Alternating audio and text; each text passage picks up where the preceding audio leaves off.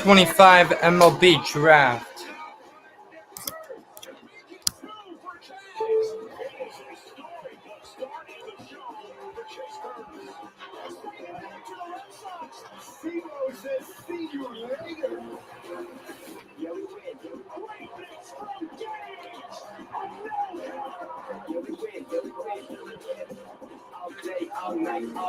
All right, let's see. Let's share my screen.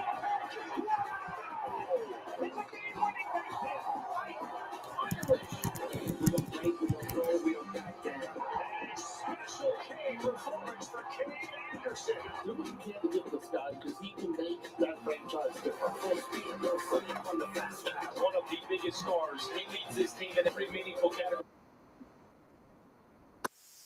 We got Wolf for Zach.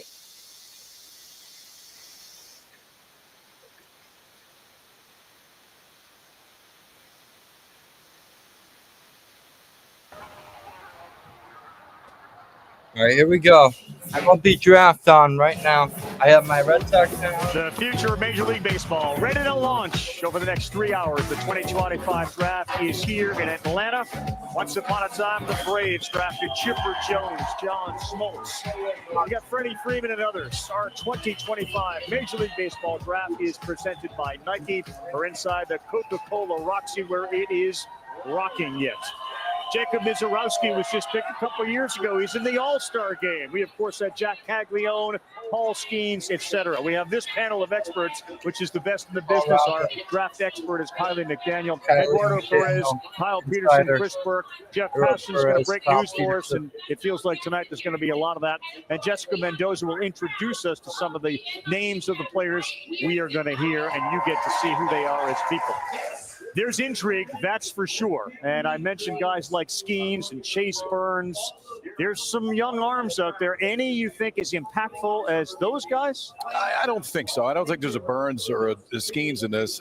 Paul Skeens has other things going on this weekend. He's starting the second straight All-Star game. We talked about him 2 years ago. However, if recent history is any indicator, we're going to see 5 or 6 of these guys in the big leagues next year. Maybe not the Burns or the Skeens, but there's a lot of big leaguers here, Kyler. The debates in rooms right now is that there are some guys that are second on some boards. Those same guys might be 9th or 10th on other boards.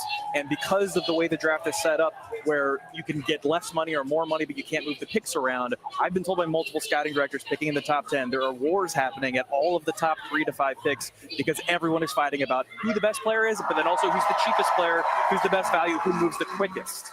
And how about the athleticism that we have in the first round? Again, all these kids are not only developing at the major league level, but we're seeing also the high school level where these kids are now even getting better and better and more polished, and it's because of the data. Yeah, I think one of the neat trends lately has been the star shortstops that emerged from the recent draft. Bobby Witt Jr., Jackson Holliday, obviously playing second base. But I think Jacob Wilson starting the All-Star game. He was in the draft a couple years ago. This draft is going to produce the next great major league shortstop.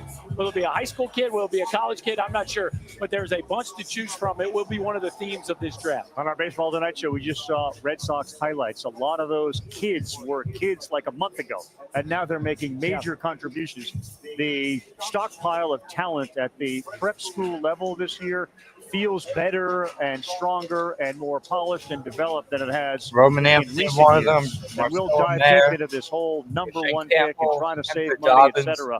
in just a couple of seconds. But this is the 2025 Major League Baseball Draft. And, of course, the commissioner is Rob Manfred. He will take us through the draft by announcing the names of those that are selected. And here he is for the first time tonight, Here we the go. commissioner of Major League Baseball.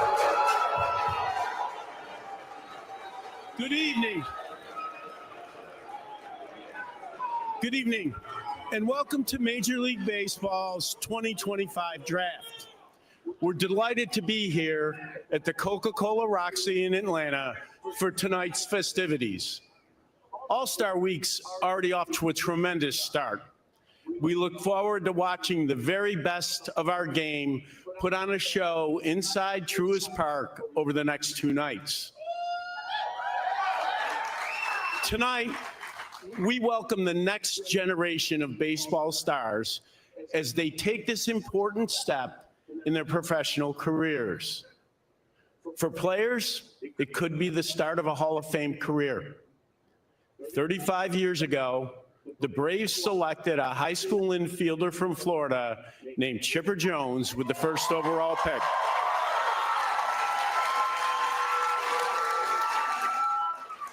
For the 30 clubs, tonight represents a chance to make a franchise-altering selection like the Braves made in 1990. On behalf of Major League Baseball, I'd like to congratulate all the players who will hear their names called over the next 2 days. All of us throughout the game wish you the very best as you pursue your lifelong dream. We now turn the 2025 draft over to the Washington Nationals, who will have the first selection.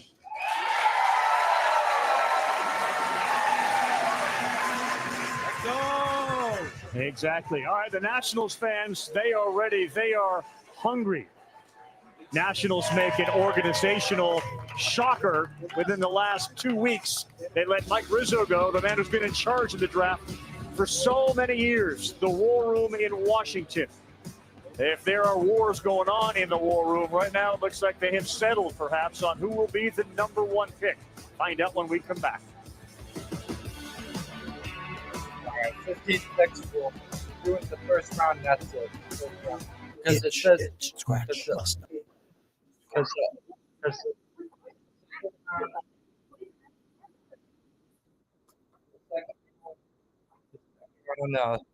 on MLB Network, which I don't get. So you'll only be able to watch the first round.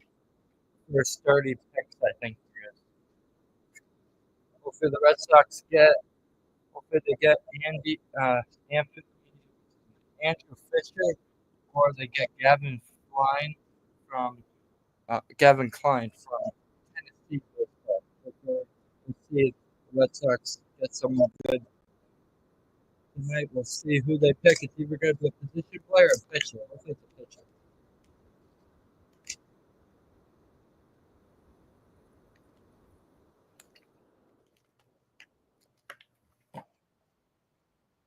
Oh, I should probably change my thing.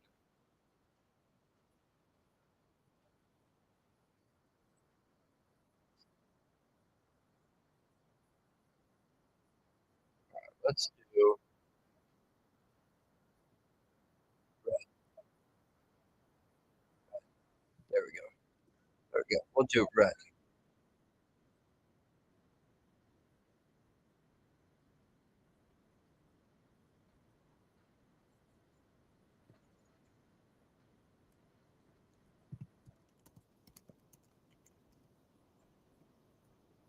National select.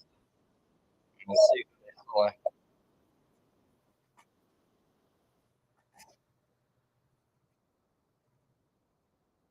Red Sox have number 15 this year. If they do well this year, they will get at the end of the first round. We'll see how they do after All-Star break. They have the hardest schedule after All-Star break. They have the Dodgers, Astros, and Cubs. Those are the 3 hardest teams.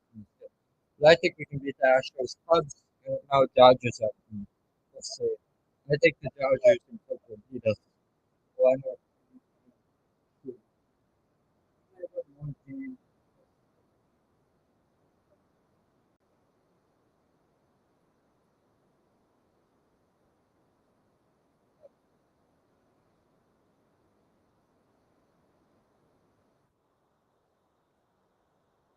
All right, here we go.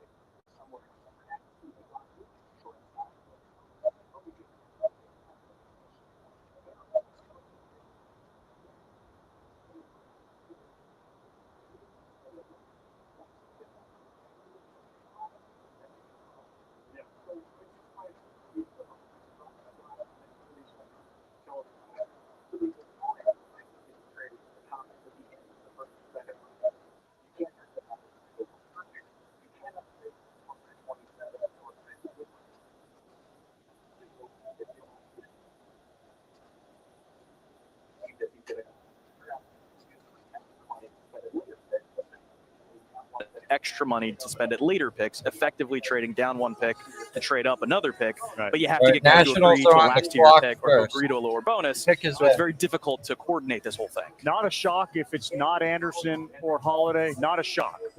Anderson, Holiday, and then the buzz after DeBarlo took over is the chance that there's an underslot pick, with Willits being the most likely of the underslot picks. That was the buzz. It's a three-way horse race now, not two. We'll find out if our guys think the pick would be a shock or it goes according to chalk. Here's the commissioner.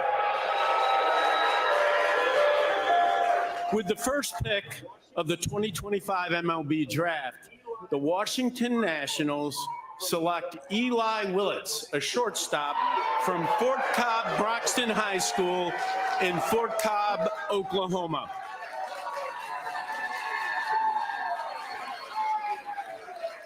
The Los Angeles Angels have the next pick. Okay, so you say not a shock. We'll get the thoughts of everybody else. It's a bit of a surprise, and we'll get into his whole story. This was his vision. Amazingly, he authored this whole thing, did Eli Willits. Yeah, and it comes from a baseball family. Spent some time with him, wrote a feature about himself and Ethan Holiday, both from Oklahoma. He reclassified, so he is the youngest player that's going to be drafted today. Again, talking about what Jeff talked about, what analytical teams do. They take guys that make a lot of contact and are very young for their class. That is Eli Willits to a T. There's a chance that he turns into a 2020 guy that can play shortstop. He's not the most obviously sort of football combine athletic guy. He is a baseball athletic guy. You can see that in the uplift video here. The power comes from being athletic again in a baseball way. It's often talked about fingertips to forearms as opposed to in some other sports where it's bench press, other things like that. He's very connected. He has two different swings. He maintains both of them. And he makes incredible amounts of contact, plus runner above average defender. Yeah, no, it's a fascinating pick. But look, this is not your typical high school 1-1 guy that has some major carrying tool.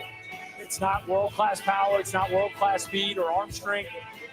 But he's a really good player, right? Let's talk about it a little bit. Switch hitter, really clean action from both sides of the plate, projects to get the barrel to the zone efficiently from both sides.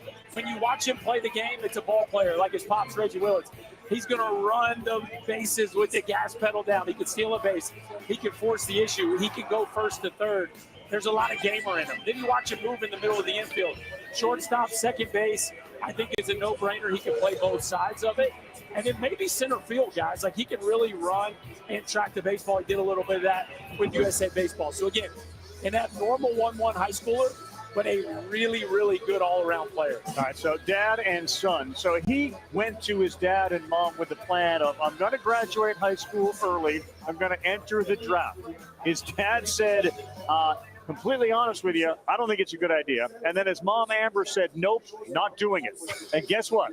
The plan seemingly has paid off with this draft of number one in the year that Holiday was there and Anderson and Doyle. Eli Willits had a plan. His brother tried the same thing. He's got a brother. The plan Jackson didn't work. OU. Yeah. The plan didn't work. They said, no, that can't happen. So the selling of the plan the second time was a lot better. I'll show you, right? This is what younger brothers do. I'll show you I can do it. And not being afraid, not having that fear, and having that experience as well of the older brother. We talked about Ethan Holiday with Jackson Holiday. We're looking at almost the same thing in this situation where the younger brother just felt like, I can do this. I can do this. But most importantly, you're looking at a young kid that is polished defensively, that is polished offensively, and he's 17 years old. He turns 18 in December. Right. That's how good he can be. And the way that the Nationals are looking at it, he can be in the big leagues by the age 20 and be an impact player. Listen, the slot value for the picks just over $11 million. Right. The most that anybody has ever got from the signing bonus is $9.25 million. So you would expect that with this, the savings are $2 million plus. Ultimately, Value is I think $11 million. the Nationals are going to be judged on what you Red do in the Sox get entirety $5 of the million draft, which for is their using a pick. balance of the money that they're going to save right here. And then how do you utilize that for the balance of the draft? And I think that's where you look moving forward. We don't know what the number is yet, but I can guarantee you the number's not $11.075 million. It's how much do you save, and then how do you use it? Right. So, again, now you keep your eye on what the Nationals do with their subsequent pick. But it's Eli Willits who goes number one. And there you go. We'll burn that name right into that bat, and no one's ever going to be able to take away Eli Willits being the #1 pick overall. And yeah, he said he wants to be in the big leagues by the age of 20. All right, so this also now affects every team picking later because maybe they thought Anderson or Holiday were gone, and here are Anderson and Holiday right on your doorstep if you want them. There are a number of teams lined up behind them that have Anderson and Holiday 1 and 2 on their board, just like I did, just like most people do. We didn't think that neither one of them would go first until very late in the process. So if you were wondering when I was going to say rip up the mock and throw it away, it's now. It's now. Any thoughts on Holiday? You thought Holiday's 1-1 lock for you, right? For me, he has the highest ceiling in the draft. It's a position player with the highest ceiling in the draft and as good a pedigree as a player could have. So I think they ultimately will be judged. Eli Willits and Ethan Holiday will be judged against each other in this draft. All right. Well, already one big surprise and a sea change in the way that the Nationals do business. Are we in for another big surprise with the second pick? It's the Angels, manager Ron Washington. They got Simo, Christian Moore being a star. Here it comes. With the second pick of the 2025 MLB Draft, the Los Angeles Angels select Tyler Bremner, a right-handed pitcher from UC Santa Barbara. The Seattle Mariners have the next pick. Okay, the mocks have been exploded.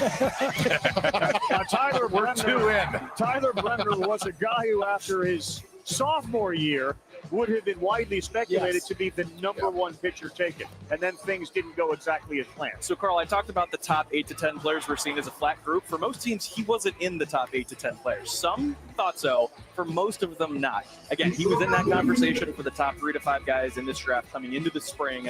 We've heard the Angels tied to, I believe, 8 credible different players today. This wasn't even one of them. So this is 2 straight giant curveballs. Well, if you don't get chills just watching the video of that, KP, he sits there, he gets the call, he tells everybody else, just watch. And then his name gets called. His parents are going to be mad because they only had to buy two hats. Like, they bought all the hats, but you only had to buy 2 of them. Leave the tags to on. be safe in this. I think this is similar to Willits as far as what the savings are right here for Bremner. Angels it's an got elite this fastball change-up combination, pick. And it's always cool to see This is gonna reactions, be worth especially $10 for kids million that maybe don't think they're quite pick. going to go. Yes, Whether he's going to go in the four-seam first round fastball. regardless. But here's a 4-seamer. It's up to 96. 96. For Bremner, it's the ability to use it primarily at the top of the zone, but as Change-up, he uses. change-up is a different thing. But I think the one thing to watch for Bremner going forward is the fastball and change-up clearly are the 2 best pitches. For me, it's can he spin it enough to get right-handers out? He has He a still throws the slider. change-up a ton to to right-handed hitters. You don't see it as much as you go up the ladder. We're seeing it more than we used to. I think that's the biggest question. Here's your Gauchos, by the way. Previously, worked out just fine for Shane Bieber. But for Bremner, maybe a little bit of a surprise. But if he can spin it, this is a guy that can spend a lot of time in the big leagues. And they are begging for McGreevy to become a regular in the rotation for St. Louis because he's been very good. He throws a lot of strikes. That's one thing. He pounds his zone a lot, and he's got the flexibility. He's pitched both from the starting and a reliever as well. And he could move up quickly in an organization that brings those guys up quickly to the big leagues. Yeah, I think you're getting 2 world-class pitches. Fastball's a 30% whiff rate, average is 18%. So it's a true top-of-the-zone fastball that gets in-zone whiff, too. And then, as KP said, it's a south changeup, right? So he can go north, he can go south. Can he spin it? I just think it goes back to that. You said it, Ravi. Like, they're banking on the way he finished the season, which his last half a dozen starts were really good, and what they had scouted from the previous year. That's where he ends up at Third number 2 in pick the is draft. Again, in a draft where there was less certainty than ever. Listen, you see this sometimes with elite pitches right on left. You don't see a lot of swing and miss that high, right on right changeup. It tells you how good that pitch is, and he gets it in the zone too. It's not like it's all chase. So the questions are not fastball changeup combination. I think those have been there the entire time. It's just, is he going to spin it enough, find that third pitch that he can utilize against righties? It's not a bad slider. Don't get me wrong, but it's not. Maybe usually when we're talking about guys like this, it's fastball slider that we're talking about first, not necessarily fastball changeup. So can the slider develop to become that true three-pitch guy at the major league level. And you saw all sorts of joy and jubilation there, but there's a lot of mixed emotions in the Bremner house as he just said goodbye to his mom not too long ago. And with more on that, here's Jeff. Yeah, Carl, Jen Bremner was Tyler Bremner's biggest fan. He came into this season looking like he could be the #1 or 2 overall pick in the draft. She was suffering from cancer. He struggled earlier in this season, but as the season went on, picked up his performance. Less than a month ago, Jen Bremner lost her battle with cancer, and Tyler has dedicated the forthcoming season and the rest of his career to making sure he pitches in his mom's honor. Thank you very much, Jeff, for that story. So Bremner goes #2. And that means Anderson and Holiday are still obviously available. We've only had 2 picks, but they're available. And the Rockies are off in the distance, and Seattle is next. So the hot rumor yesterday that I put in my mouth on ESPN.com, which, by the way, don't read it, it's wrong. You and everyone else. Was that Seth Hernandez, we talked about him, the double plus changeup, the big fastball. Bremner has the same profile of those 2 pitches, maybe a little bit behind, but the difference is scouts think that Hernandez has the capacity for spin, has shown the ability to improve that curveball. Bremner hasn't shown it yet, but in the summer when he was going in inning or 2 at a time, he was throwing 96 to 98, and the slider was good enough then. So that is he was seen as a guy that could be underslot at 3 to Seattle. You would assume it is a similar number at 2 to the Angels to then set up later picks. Is durability an issue with the reliever starter thing, like what he's going to become? He's a definite starter. Yeah, Bremner's a definite starter with the slider being the question. Does that move him to relief as a 2-pitch guy? I think it's reasonable to assume he will stay a starter and the slider will improve. We don't know how much. All right. We'll see. Are we going to hear Holiday, Anderson, or are we going to stick with the surprises of the night? It's been a little different. Intrigue and interest peaking early. With the 3rd pick of the 2025 MLB Draft, the Seattle Mariners select Cade Anderson, a left-handed pitcher from LSU. The Colorado Rockies have the next pick. Well, that sets up the Holiday to Colorado story, but let's not get ahead of ourselves, because here you have some return to semblance of reality with Anderson, who, by the way, Tommy John surgery in high school, the complete game against Coastal in the College World Series, plus pitches everywhere. Yeah, I mean, you got to remember with Anderson, he didn't pitch his senior year in high school. He pitched 38 innings his freshman year at LSU. This was his sophomore year. He had thrown 38 innings before this year. Now, he led the country this year in strikeouts, also led the country in innings pitched. But we've talked about it many times. I think it's the highest floor of any college pitcher, probably any pitcher in this entire draft. It's a very safe pick for Anderson. The question is, does the velo make another jump? Averaged over 93 miles an hour on the fastball this year. So last pitch was 98, wasn't it? Yeah, when the adrenaline got going, the stuff got better. And really, as the season went on, for Anderson, it's a 4-seam fastball to start, but it really is a true 4-pitch guy. And there's a lot of guys that say they have 4. Not all of them use it. He actually did. This is a slider. Curveball to follow. And I think the changeup to me, too, especially against righties for Anderson, is the difference maker. Curveball, more of your traditional north-south curveball. But it's 4 pitches. It's a guy that obviously has pitched against the best competition in the entire country. And it's a guy that was at his best when they really needed him. The most outstanding player in the College World Series this year, then now is the 3rd overall pick. You get a look at him right there. It's a slight frame. That's why people comp him to Cole Hamels and Max Fried. He's just 21 years old. So he's one of the younger college pitchers in this draft. I do think the fastball probably needs another jump. What's interesting about the fastball, 34% whiff on the heater. So even though it's not elite velocity, the shape allowed him to get swing and miss above the velo. So if you get another tick and a half, and he's up around 95 consistently, I think you got a guy that 4 distinct shapes that could be a legit middle of the rotation type of starter in the big leagues. And he actually, what he does is he gives you a good delivery. He's durable, and most importantly, as a right-handed hitter, it's really difficult to pick up guys that are way over the top like he is when he can spin it the way he does. He gets a lot of swing and miss out of the zone. We saw it with LSU. We saw the Nate Yeskie impact as well. Yep. It is real. And when you take a kid like him and put him in the hands of Nate Yeskie, it works. There's a few college coaches that can do that. He's one of them. Well, Aaron Nola is another one of those guys. Paul Skeens, obviously, from LSU. LSU has now produced a handful of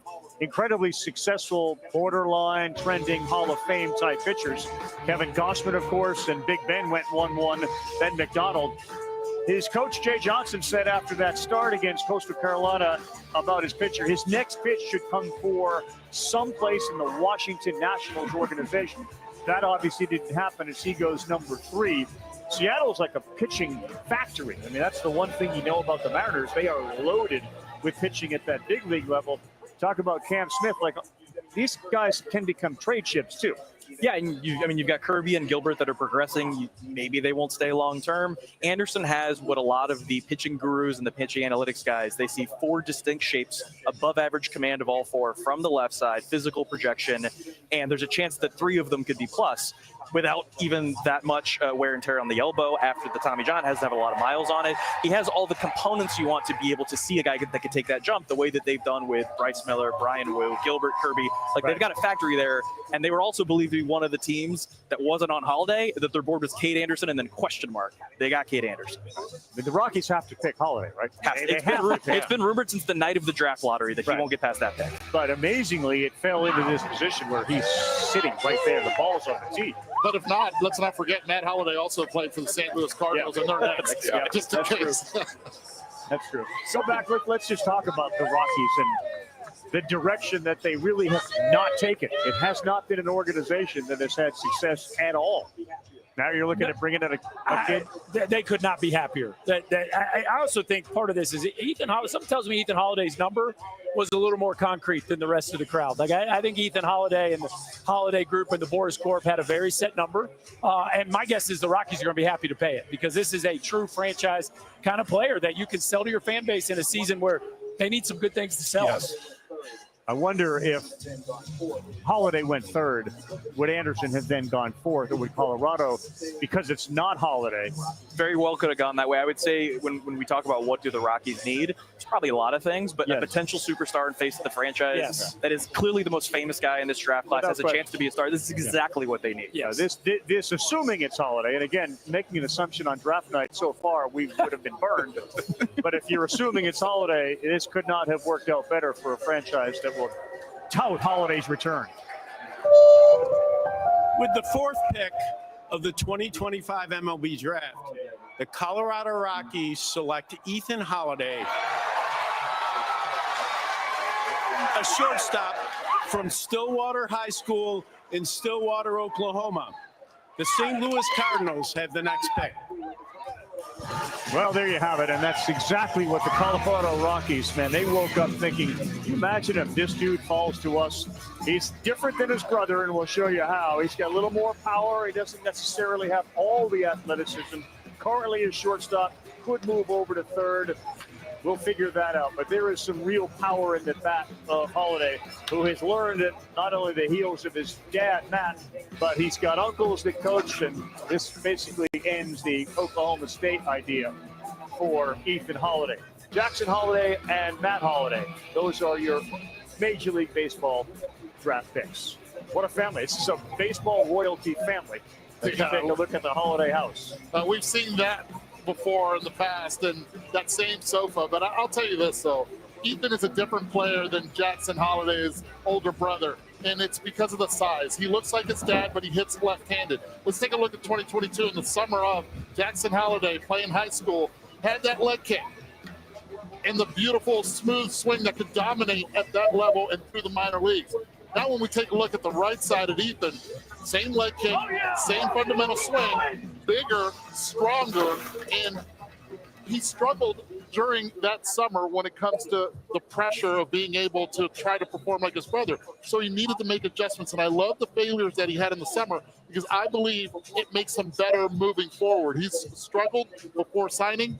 To me, Ethan Holiday will be making those adjustments. Yeah, well, he already has, right? He goes back to the drawing board. I assumed that he made the adjustments to his leg kick to a toe tap because of his brother Jackson, but actually talking to his dad, Matt, he's watching Barry Bonds videos. Pretty good dude to try to emulate. Look at his toe tap here. So the rhythm, the foot stays closer to the ground. Still getting that powerful stretch such an elite athlete that he can move like that. But the barrel arrives efficiently. It's a low to high path that is going to create balls in the air and extra base hits. So there's the leg kick.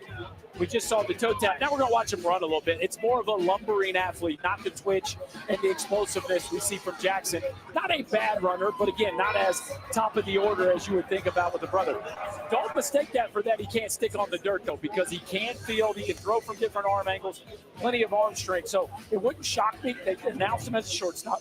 It wouldn't shock me if he starts at shortstop, a la Corey Seager, Gunnar Henderson. But if he ends up moving off of that, you got a third baseman that can hit 30 to 40 home runs. That's a slam dunk pick. Yeah, one more look at the emotion. He's in tears. And, how's the family business doing of baseball for the holidays?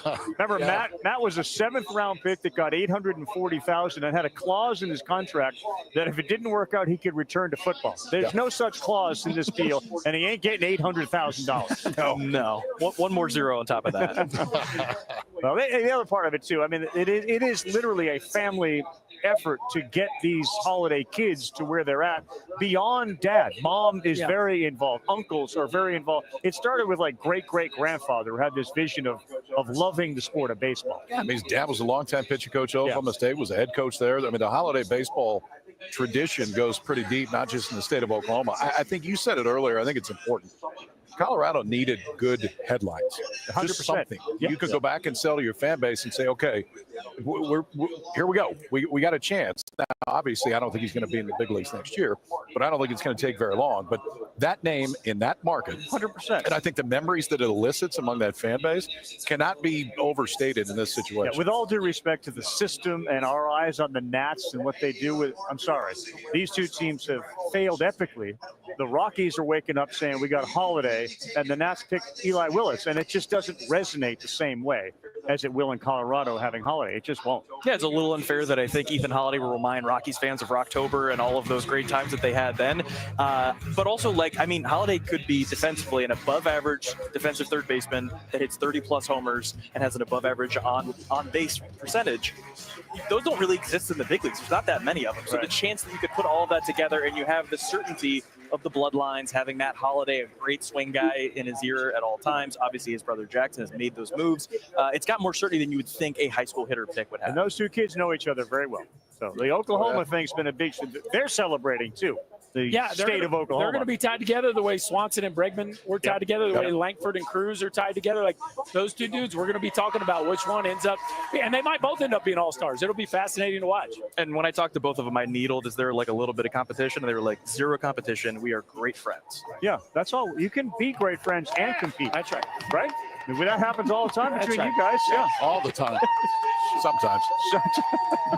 Cardinals went with J.J. Weatherholt. By the way, Condon's a Rocky, too. So Charlie Condon, and now we got Holiday. So they went with Weatherholt, who's having quite a start to his career. Where do the Cardinals go next? We'll get our answer here in the next 5 seconds. With the 5th pick of the 2025 MLB Draft, the St. Louis Cardinals select Liam Doyle, a left-handed pitcher from the University of Tennessee. The Pittsburgh Pirates have the next pick. Love this pick of Liam Doyle. And again, folks, big picture, like you just had two kids from Oklahoma. This kid comes from Derry, New Hampshire. He's been at 3 different colleges, ending his career at Tennessee. You talk about vim and vigor and chips and that.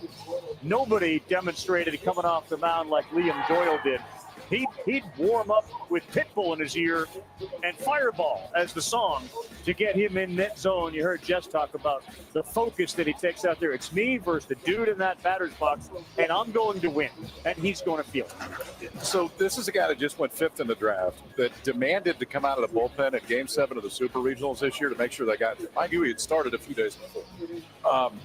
In the regionals to get to a Super. It is as good a fastball, him and Gage Wood, as there is in the entire country. He's been up to 100 this year, and it really starts with the fastball. This year, he threw it about 74% of the time. Mind you, the highest percentage that any starter in the big leagues throws it is 71. So I think the natural thought is that the off-speed stuff is probably going to have to take a jump. But when you start with a four-seamer that gets the swing and miss that he does, you expect that the others will. It's a really good split. It's a slider and a cutter, and there is some difference between the two. Kyla, you were talking about that cutter that changed shape over the course of the year, but ultimately it all goes off of the fastball, then it's how good can the other stuff get, because the fastball's elite. Yeah, some of the traits here are similar to Spencer Strider. The whole package, I think, is a little bit different. But when you see Spencer Strider, how is he getting those swings and misses at the top of the zone? It's the low release, the high induced vertical break, the big velocity, throws it in the right spots. The real questions are, because of the delivery, you see the intensity there, sometimes the precision of the pitches, the consistency with which the off-speed comes off his fingers. Can he figure out a way to find a happy medium at the level of vim and vigor, but then also maybe the execution at the level of Kate Anderson? Where does he land on that spectrum?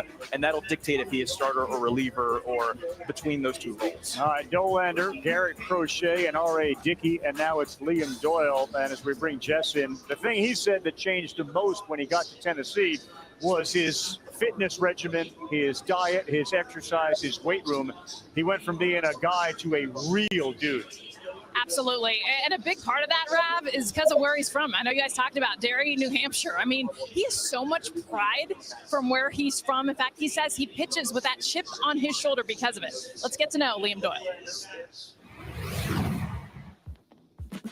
Baseball for so long has been a stoic sport. A lot of the athletes just don't show emotions. That's changed a lot. You know, the Max Scherzers of the world helped that. When did you realize I can fist pump, I can yell, I can be who I am? I noticed that's when the best version of myself comes out, and definitely took off this year when I got to Tennessee and playing for a guy like Coach B. You know, he shows us so much emotion. I don't meet many people that are more competitive than me at anything, and if there's one guy, I might give it to him because he's a really competitive guy. So I feel like when you're playing for someone like him, that's when the emotion has to come out and show that you want it bad enough. And he was awesome to play for that year, and that's where that energy and competitiveness came out of. You also don't care. It's, you know, in a good way. You care about the sport. You don't care about, like, if the opponent gets mad. Like, you're not afraid to be like, talk smack, yell at them, all kinds of stuff. It's something that you've never backed away from. Was there a time when you were shyer, that wasn't who you were?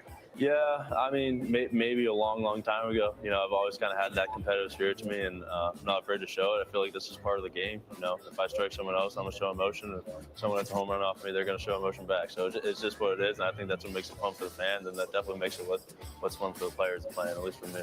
What's an example of, like, your self-talk in a big moment? Yeah, my confidence is always that I'm the best out there, and, you know, I'm going to win, and you're definitely going to get my best effort level at every pitch during a game. So I feel like my best is better than anyone else's best. So I got the confidence for it, and I'm just going to go attack. It's pretty cool, you guys. Liam Doyle, you see how calm, cool, collected he is? I mean, it's unbelievable the emotions that he gets once he crosses those lines and gets on that mound. Two very different people getting to know him versus what he shows up on the field. You wonder if he has some lefty Tyler in him. That was the only other big leaguer ever taken out of Pinkerton High School in Derry, New Hampshire. Sweet lefty won 127 games with an ERA of .295 between 1910 and 1921, and it gets no better than that emotion right there. That may be the biggest night that old Jameson's, whatever that is, has ever had. Because Jameson is going to be hopping tonight. He sure will. So will the entire state, and certainly the town of Derry, New Hampshire. All right, so we've seen these guys go. Doyle, we got a pitcher there. We got Anderson who went as well. Will a pitcher be called next? The Pirates already have a pretty good one from not too long ago. Will Paul Skeens soon be joined by another pitcher, or are we going to go with a position player? With the 6th pick of the 2025 MLB Draft, the Pittsburgh Pirates select Seth Hernandez, a right-handed pitcher from Corona High School in Corona, California. The Miami Marlins have the next pick. Now open up a Corona for this guy. Seth Hernandez can flat out flush, and we had him on our Baseball Tonight show.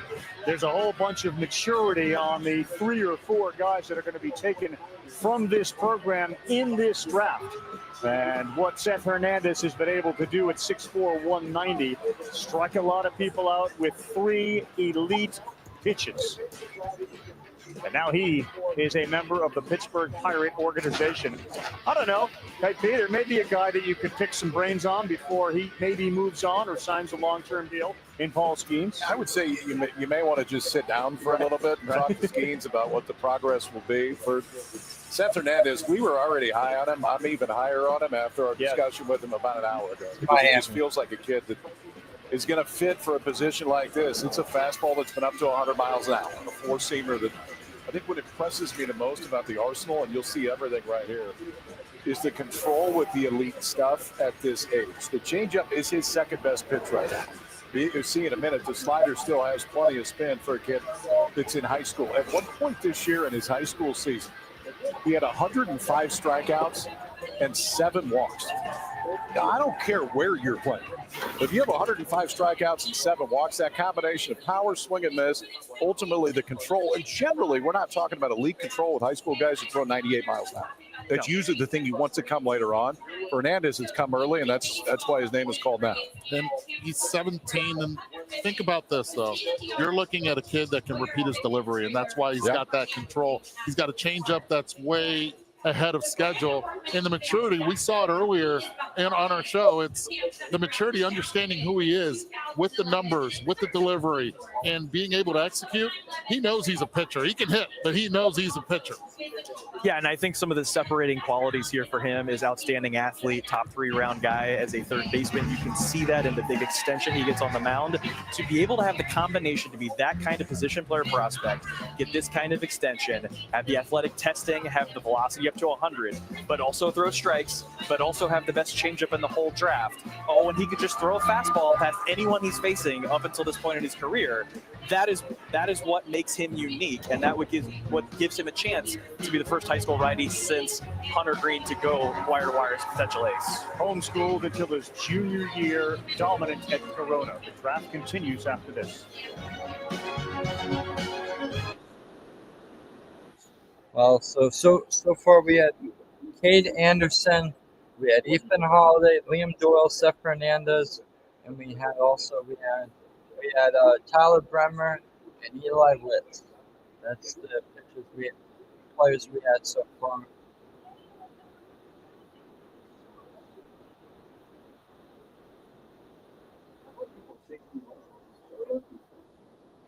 Here's the Marlins pick. Then the Red Sox are Red Sox 7-3.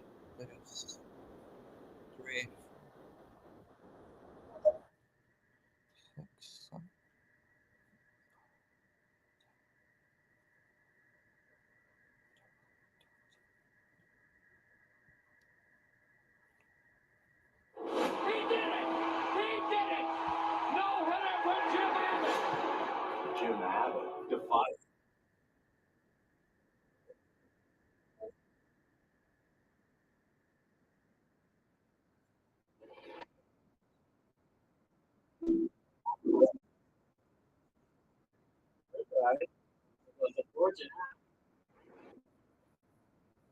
It's an oldie thing.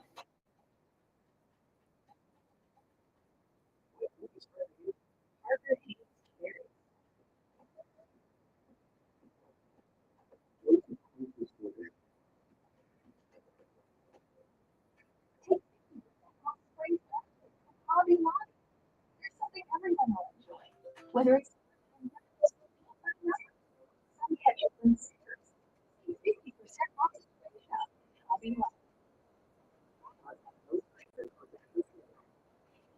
check from $9.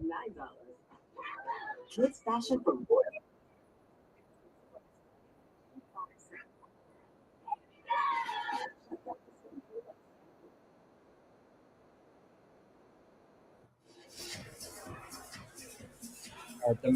Back here on our draft, and so is the commissioner with the next pick. It's the Miami Marlins. With the 7th pick of the 2025 MLB Draft, the Miami Marlins select Iva Arquette, a shortstop from Oregon State University. The Toronto Blue Jays have the next pick. Well, boys, we just saw Ivar Arquette recently in Omaha, and he was putting on a show for us. It's big time impact, right? It's a middle of the infield hitter that can hit the ball out of the ballpark. 18 home runs this year. He can also do this. At 6'5", the questions will always be, can he actually play shortstop? We saw with our own eyes, the range is as good as you will see. Look at this guy move at 6'5", a basketball background, putting all that athleticism on display, range, toughness. He can get to the ground, he can bend, he can move. He can also swing the bat. You see the adjustability there, go get a breaking ball, rip it down the left field line. One of the few big flies we saw to the big part of the park in Omaha this year, a bomb into left center field, just to give you that kind of impact. Exit velos have been up to 113 miles an hour. So it's a shortstop who can really move. It's a body that projects, and he can steal you back. Like, it's a real athlete. This is not your typical, he'll move to third. I think Ivar Arquette is impact in the middle of the infield, and that's why you see him at the number 7 pick. Reminds me a lot of Langford, not on the position side, but that he did not play as a freshman much. He developed, and then he became a dude. Yeah, 18th round pick, and then all of a sudden he says, I'm going to go to school, and you see he is now the 7th overall pick here in the first round. Speaking of first round picks, it's a pleasure to welcome Ethan Holiday to our telecast as well. We saw the scene inside the Holiday house, which had to be, it inspired chills for those of us watching. I imagine it was the same for you. Take us through the moment where you knew you got the call. It's Colorado that came calling. You played here in Atlanta as well. Let's welcome to the stage.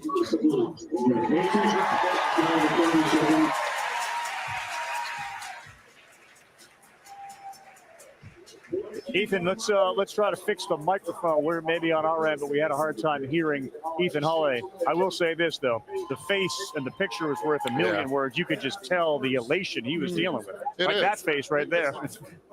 Just think about it. Ethan, Ethan, did you unmute the button? Yeah, we're good now. Yeah, we are good. Yes. We're good. We hear you. Awesome. So let's go back to it. You heard the question, and I can see it on your face. I mean, this has got to be one of the incredible moments, not only in your life, but that family. And it was a massive crowd in that room. Tell me about it. And the rest was history, right? Oh, yeah. No, these are my people. Like I said when I was muted, it's 100 of my favorite people in the whole world. And them being here with the support, it's I can't even put it to words. These are my people, and I think that's why I was so emotional. So I'm just super thankful for this opportunity. The Rockies are an incredible organization. Our family's very familiar. So yeah, I mean, I'm super juiced, and I'm just so grateful for this opportunity. a couple years ago, you weren't sitting in the center of that sofa. You were sitting a little to the side. How cool is that feeling? Oh man, it's pretty incredible. I felt the energy, the same energy as it was when I had Jackson next to me. Unfortunately, he couldn't be here today, but he's on his way. But no, it's an incredible feeling. Like I said, like this opportunity is unbelievable, and I'm so grateful. And the Rockies organization, it's really incredible. Ethan, I'm just worried. I'd like to know the relationship between you and your brother, who's now had a chance to play the big leagues. You have a chance to ask him questions. Obviously, your dad played there for a long time, but I think it's different with your brother. It's a few years older. What are those discussions like, and what were they like leading up to this? I was a speed guy, played defense, get on base. Yeah, I mean, it's different for sure. Me and my brother are really, really close. Ever since his senior year, we just became best friends, and we talk all the time. And obviously, we're not physically with each other every day, but we talk every single day on the phone or on a FaceTime, or we stay really connected. And I'm really proud of him. And he just FaceTimed me while we were on the couch, and nice. He's proud. So it's a really cool moment for the both of us. So congratulations to you, man. the entire family. We covered your dad through the entirety of his career, and it's really cool to be able to start covering his two kids. And we look forward to seeing you at the next level. Yeah, thank you guys. You got it. That's Ethan Holiday. He was the 4th pick in the draft. He went to the Colorado Rockies. Toronto Blue Jays leading the American League East. They are next on the clock. It's been interesting so far. Chaim Bloom was the guy in St. Louis now who's orchestrating the draft. And they obviously went high-end pitcher in Liam Doyle. We saw the Nats go Eli Will. You can kind of see some changes in the philosophies of some of the front offices. Yeah, Toronto's pretty consistent. I thought the St. Louis pick was especially interesting because they have taken stone-cold starters in the past, and that is not necessarily Doyle. Right. Here's the commissioner. With the 8th pick of the 2025 MLB Draft, the Toronto Blue Jays select JoJo Parker, a shortstop from Purvis High School in Purvis, Mississippi. The Cincinnati Reds have the next pick. There's a lot of speed here, too, for JoJo Parker, and this continues one of the trends that we've talked about and was forecast in this draft. A bunch of these prep shortstops going in the top 10 picks. And this dude's another one, as you can see him hitting the cage, the Mississippi Gatorade Player of the Year. He's got a twin brother, Jacob, who's also committed to Mississippi State. This one will not end up in Mississippi State. So this was a game I went to Purvis and saw him and his brother. They both hit 2 home runs in this game, and I think they were chirping at the other team a little bit. There seemed to be some history there with Columbia High School.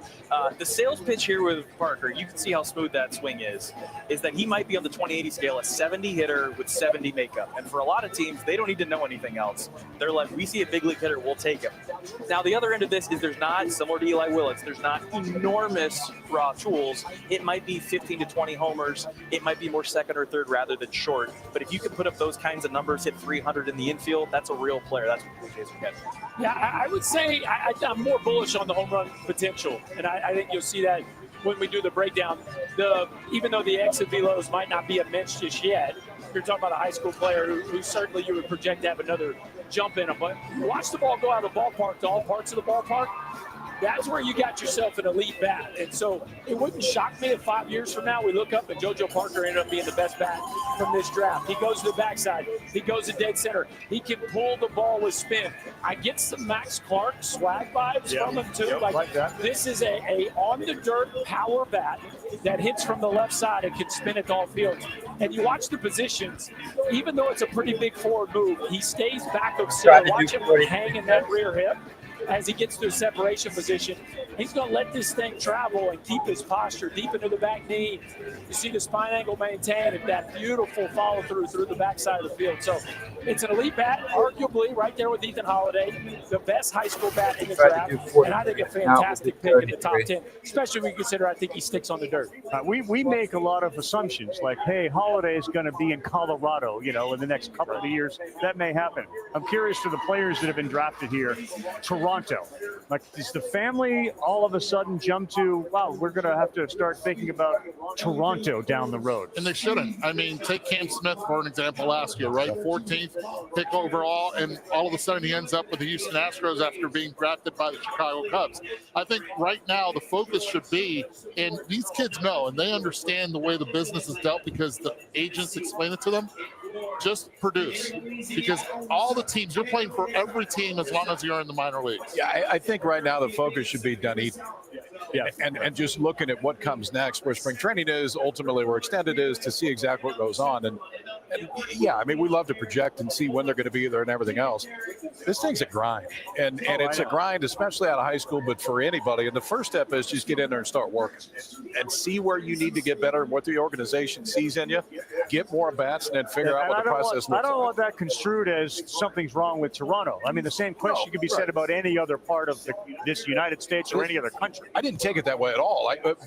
My point is the first step is the one. Let's focus. Yeah, let's focus on that and figure out where we're going to go next. Yeah, I think Parker's fascinating. I think Billy Carlson and JoJo Parker, there was a lot of conversation, another prep shortstop. Yep. I'm sure we'll hear his name here soon. Which one would you go after? And it sounds like the Blue Jays went after the more sure bat, left-handed hitting bat.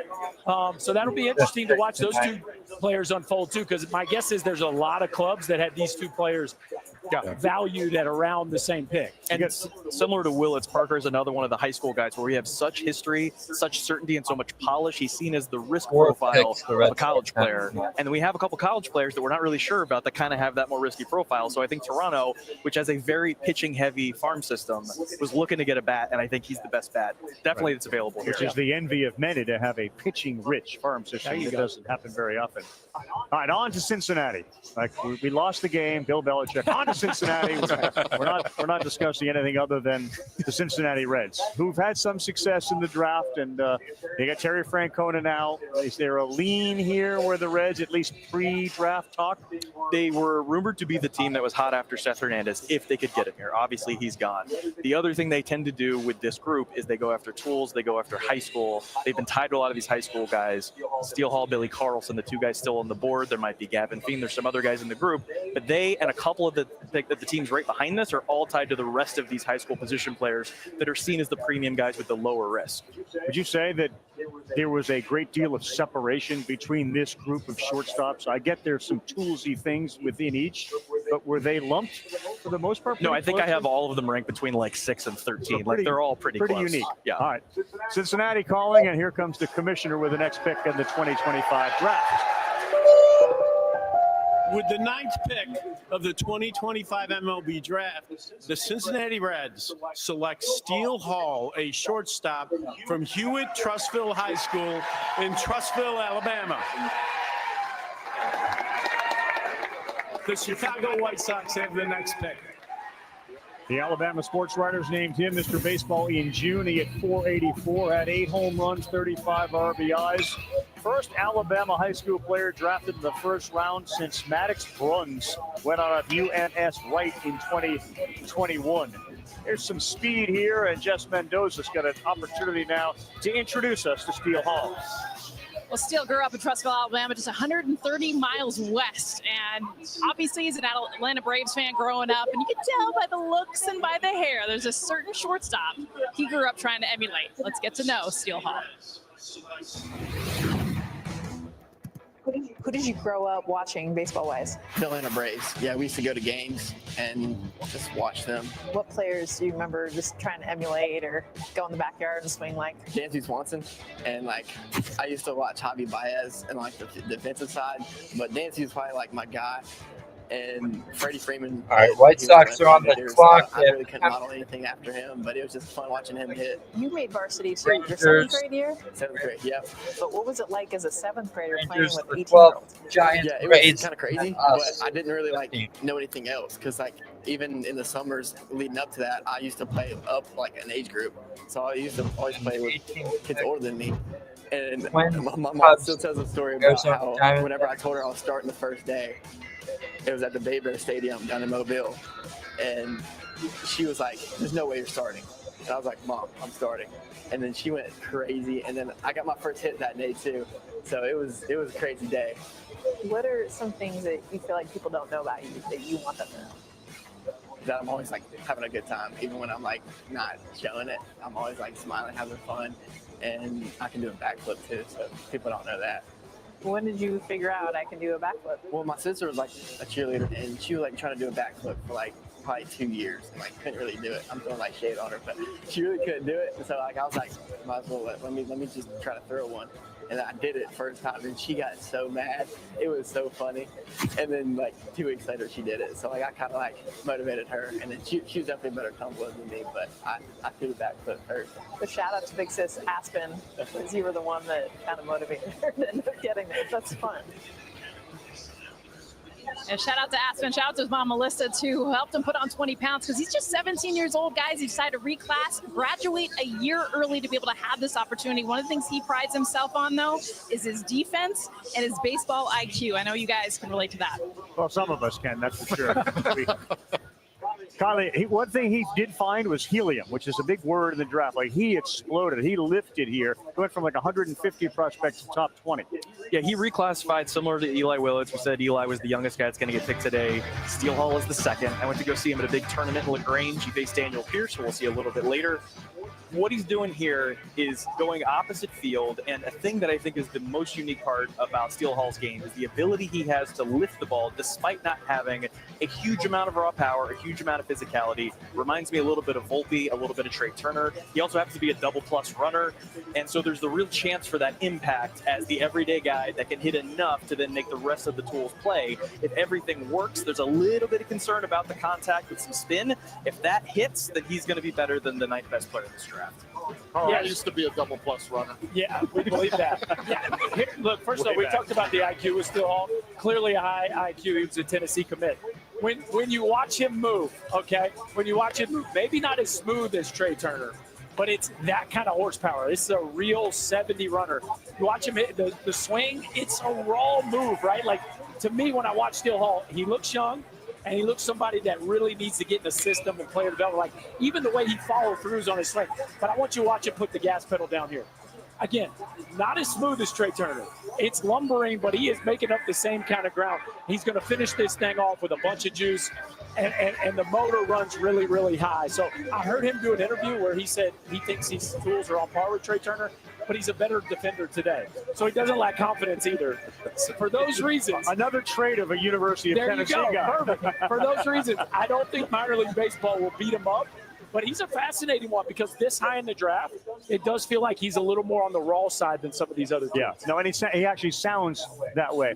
Did you hear the high IQ because he's going to Tennessee? Did you hear that? Or I hoped you heard that. Yeah, no, he grabbed your arm to make sure your daughter has a high IQ as well. Yeah, apparently she does. Yes. By the way, there's been a big run on prep shortstops, right? I mean, that's what we thought, but it's happening.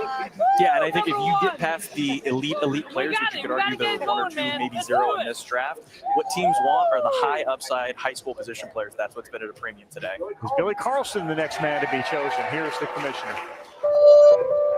With the 10th pick in the 2025 MLB Draft, the Chicago White Sox select Billy Carlson, a shortstop from Corona High School in Corona, California.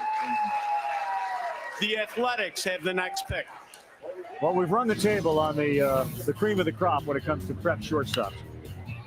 We can talk Carlson. We'll talk about how that all happens, but this is a guy that's defense first. There is some electricity to the bat. His arm is unbelievable. And when you listen to Billy Carlson talk, there's a maturity about him.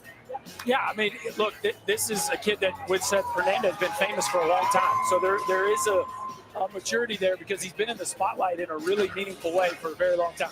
You got to start with the glove. Guys, if you've never seen him field a ground ball, you would immediately know this is world-class defense. The feet, the arms, the hands, the glove, like he has the whole package. The path plays for power. Like it is an easy elevation with the bat pad. And he makes some hitter moves. Like you watch him restrict rotation right here to stay on some breaking balls and shoot them to the backside. Yes, it gets a little bit long with his load. But the only knock on his skill set is the hit tool. The rest of them are carrying tools that are as high, if not higher, than any of the prep players in this draft. Pretty cool. So the school's got 2 top 10 picks. Right, and it's okay to be behind on the hit tool when they have the defense set up the way they do. And I love the highlight of the breakdown because you can tell when he sets everything up to be able to catch the ground ball. He puts himself in a position. He reads the bounces before it's too late. And that's one of the big reasons with that speed and that arm that he's going this high. This is a blank canvas. The last 2 picks have been blank canvases that you can really develop offensively. Yeah, the baseline that he gives you, mid to upper 90s on the mound, won't be pitching a pro ball, but he has an 80 grade arm, that Mason win level arm for a lot of scouts at shortstop. Chance to be a plus defender, chance for plus power. There's some real bat speed here. You can see what we were talking about, a little bit of the separation. That doesn't necessarily look like a lot of big leaguers in terms of how far back his hands get from his body, but he's facing like 85 to 88 in the tournament right here. That is one of the easier things. I'll defer to you guys on big league adjustments, but bringing your hands closer to your body feels like one of those things you can do. Whereas last year we talked about Connor Griffin got to change his path. Guess what? He already did it too. So this is like you're saying, it's all of play, but the tools are here for what I've compared Carlson to is a slightly toned down version of Bobby Witt. It's like 1 tier less tools, but the actions and the athleticism are pretty similar. So is this monkey see, monkey do with all these prep school shortstops going. We were afraid we're going to miss out on it. But the idea that you've had this many in the top 10, why is that happening? So 2 years ago, we had, Skeens, Langford, all those guys at the top. But the buzz was between picks like 15 and 30, those 15 picks were going to have like 13 prep shortstops. And we were wondering who's going to be the sixth best guy, the best guy that wasn't in that top tier. It turns out all of those prep shortstops are arrow up since that time. Lombard, Emerson, Aiden Miller. We got all of these guys that are in the top 50 of the prospects in baseball. I think a lot of teams are seeing the certainty we now have at measuring how good these guys are, and they want to get on. If they can't get savings with a college prospect, they want to get the upside of that high school player. I wonder what the bigger picture for colleges are. I mean, Tennessee's lost a few kids here. Well, quickly. yeah, Shortstop. yeah, these are high recruits, but I think they've known these guys weren't coming for a while. I think really what we're seeing, we talked about it earlier, what we're seeing here, it's less slam dunk with some of the college bats. And so you got these elite high school position players. Let's get them early because we feel like we're not as certain with the college bats. So as much as this is abnormal for us to see this many high school picks this high for the most recent drafts, I think it's kind of by script based on what a lot of people thought was going to happen. There's been one college bat, Arquette. That's it. And Eloy is a shortstop who's a really good shortstop. And I think you're going to hear that name pretty quick. But it shows you how important the middle of the diamond is. Six of the first 10 picks for shortstop so far, whether they're high school or college. We are on our way to getting this year somewhere onto this graphic. It's 6 of the top 10 is a pretty good start. Yeah, that rate will blow right past it. I don't know if we can hold that up, but there will definitely be some more. All right, let's go over the draft so far. It started with a big surprise, Eli Willits, and there have been rumors, but not to the extent that Cade Anderson and Ethan Holiday's name were talked about. And then Tyler Bremner, the right-handed pitcher of the Gauchos, went number 2 overall. Then you got back to sort of some chalk with Cade Anderson, I should say, and then Ethan Holiday, and then Liam Doyle, and after that, Seth Hernandez. It feels like it sort of fell back into the form we expected, really, with the exception of the 2 top picks. Yeah, we expected to see a couple surprises. The money-inspired picks, especially near the top, where the gap between what you have to pay the guy and what the slot is are the biggest. We got the surprises. It wasn't necessarily the ones we were expecting, and then, like you said, we then jumped back on the train with the names roughly in the order we thought they would go, with players that were connected to teams. So I'd like to think the rest of this will be predictable. It probably will. There's no chance. There's no chance. It's as unpredictable as where the A's are going to be playing baseball. We didn't know that. Sacramento. So they're there. Soon to be in Las Vegas. They got Jacob Wilson, and they got that guy as a fan. Okay. He knows a camera when he sees one. With the 11th pick of the 2025 MLB Draft, the Athletics select Jamie Arnold, a left-handed pitcher from Florida State. The Texas Rangers have the next pick. There's been a lot of talk about Jamie Arnold and the adjustments he's made with his arm slot. He was a Golden Spike semifinalist. He, of course, pitched for Florida State, pitched really well. The last 2 years, his ERA have been identical. I think they were both 2.98 his last 2 seasons for Florida State. Friday night guy, an ace you can count on, and Jamie Arnold finds his name being called number 11 KP. Yeah, I got to think if you're the A's, you're pretty happy that Jamie Arnold was there at 11. Yeah. Because there were discussions, is he potentially top 3 overall this year? Talking about it in the show previous to this, the consistency to me stands out for Arnold and what he's done the first 3 years. Now, did he make a massive jump last year to this year? Not necessarily, but it's because it was really good last year. That's one of the main reasons why. It's a 4-seam fastball that from that slot really plays up when he has the ability to elevate it. Arnold does have that. You saw that last one at 96. That's moving horizontally right there. And that is the difference maker, especially against left-handers. You want to talk about an uncomfortable look. Just because of how much that sweeper moves when it comes across. And I love the changeup against righties. I think he can throw it against lefties. If in fact he wants. But I think he was 1A as far as safe college arm behind Cade Anderson with stuff that is very playable to expect to be a major league starter for a while.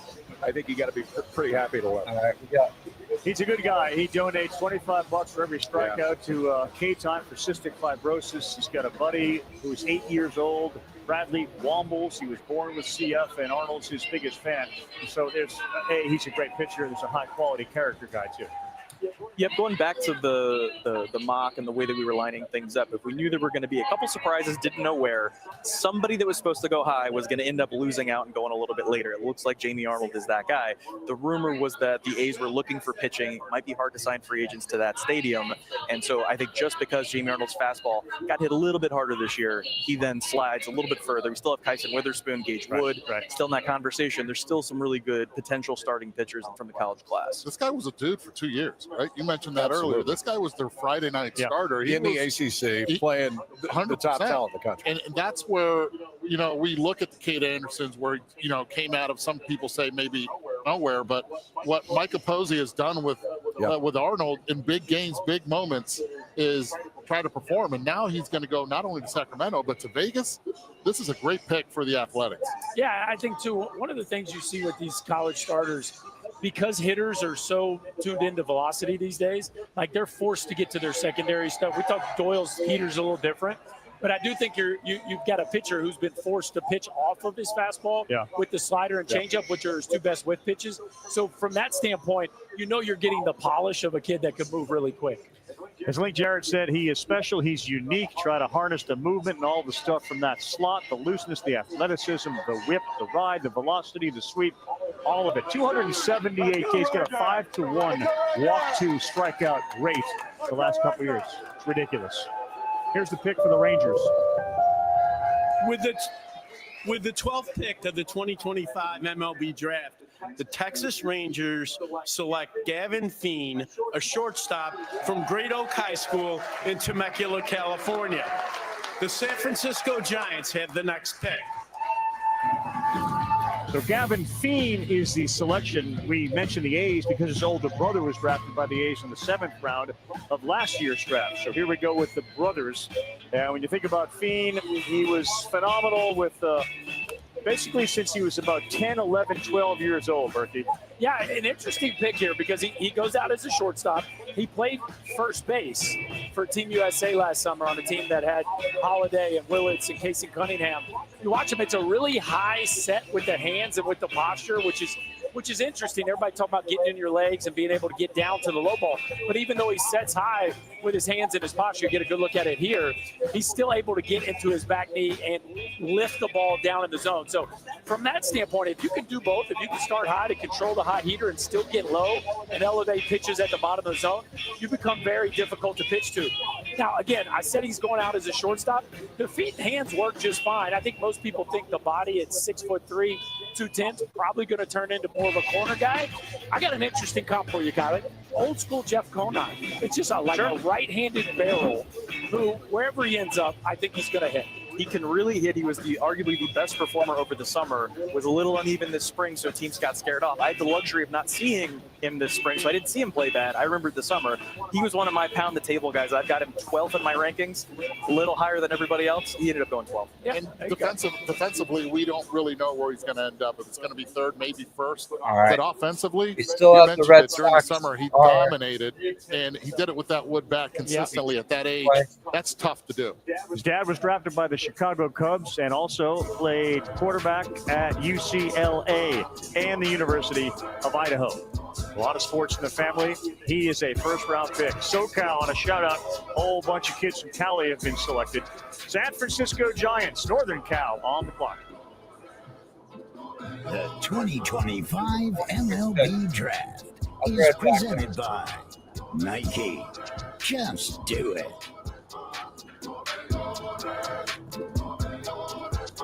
I think I like sports now. No way. The gecko was just spotted down the street. I've always wanted to meet him. Ever since Geico's 24/7 emergency roadside service got us out of a jam. Sounds like you got more than just savings, my dudes.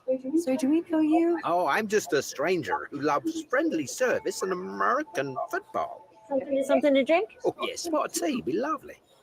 And a root beer with lots of ice. You know, you kind of look like someone. Get more than just savings. Get more with Geico. My cousin Daryl. Oh, he does look like Daryl. If you love to travel, Capital One has a rewards credit card that opens up a world of possibilities. With Venture X, you earn unlimited double miles on everything you buy. And turn all of your purchases into extraordinary trips. Plus, get premium benefits at a collection of luxury hotels when you book on Capital One Travel. And get access to over 1,000 airport lounges worldwide. Open up a world of possibilities with Capital One. What's in your wallet?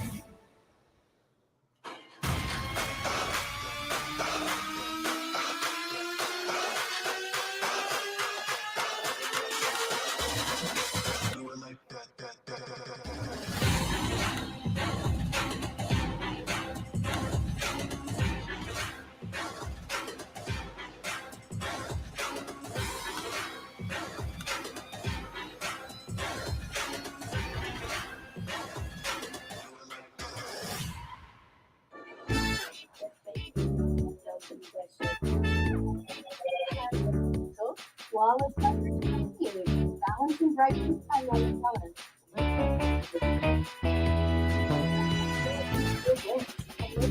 Skip the rental counter with Turo. Rent just about any car, just about anywhere.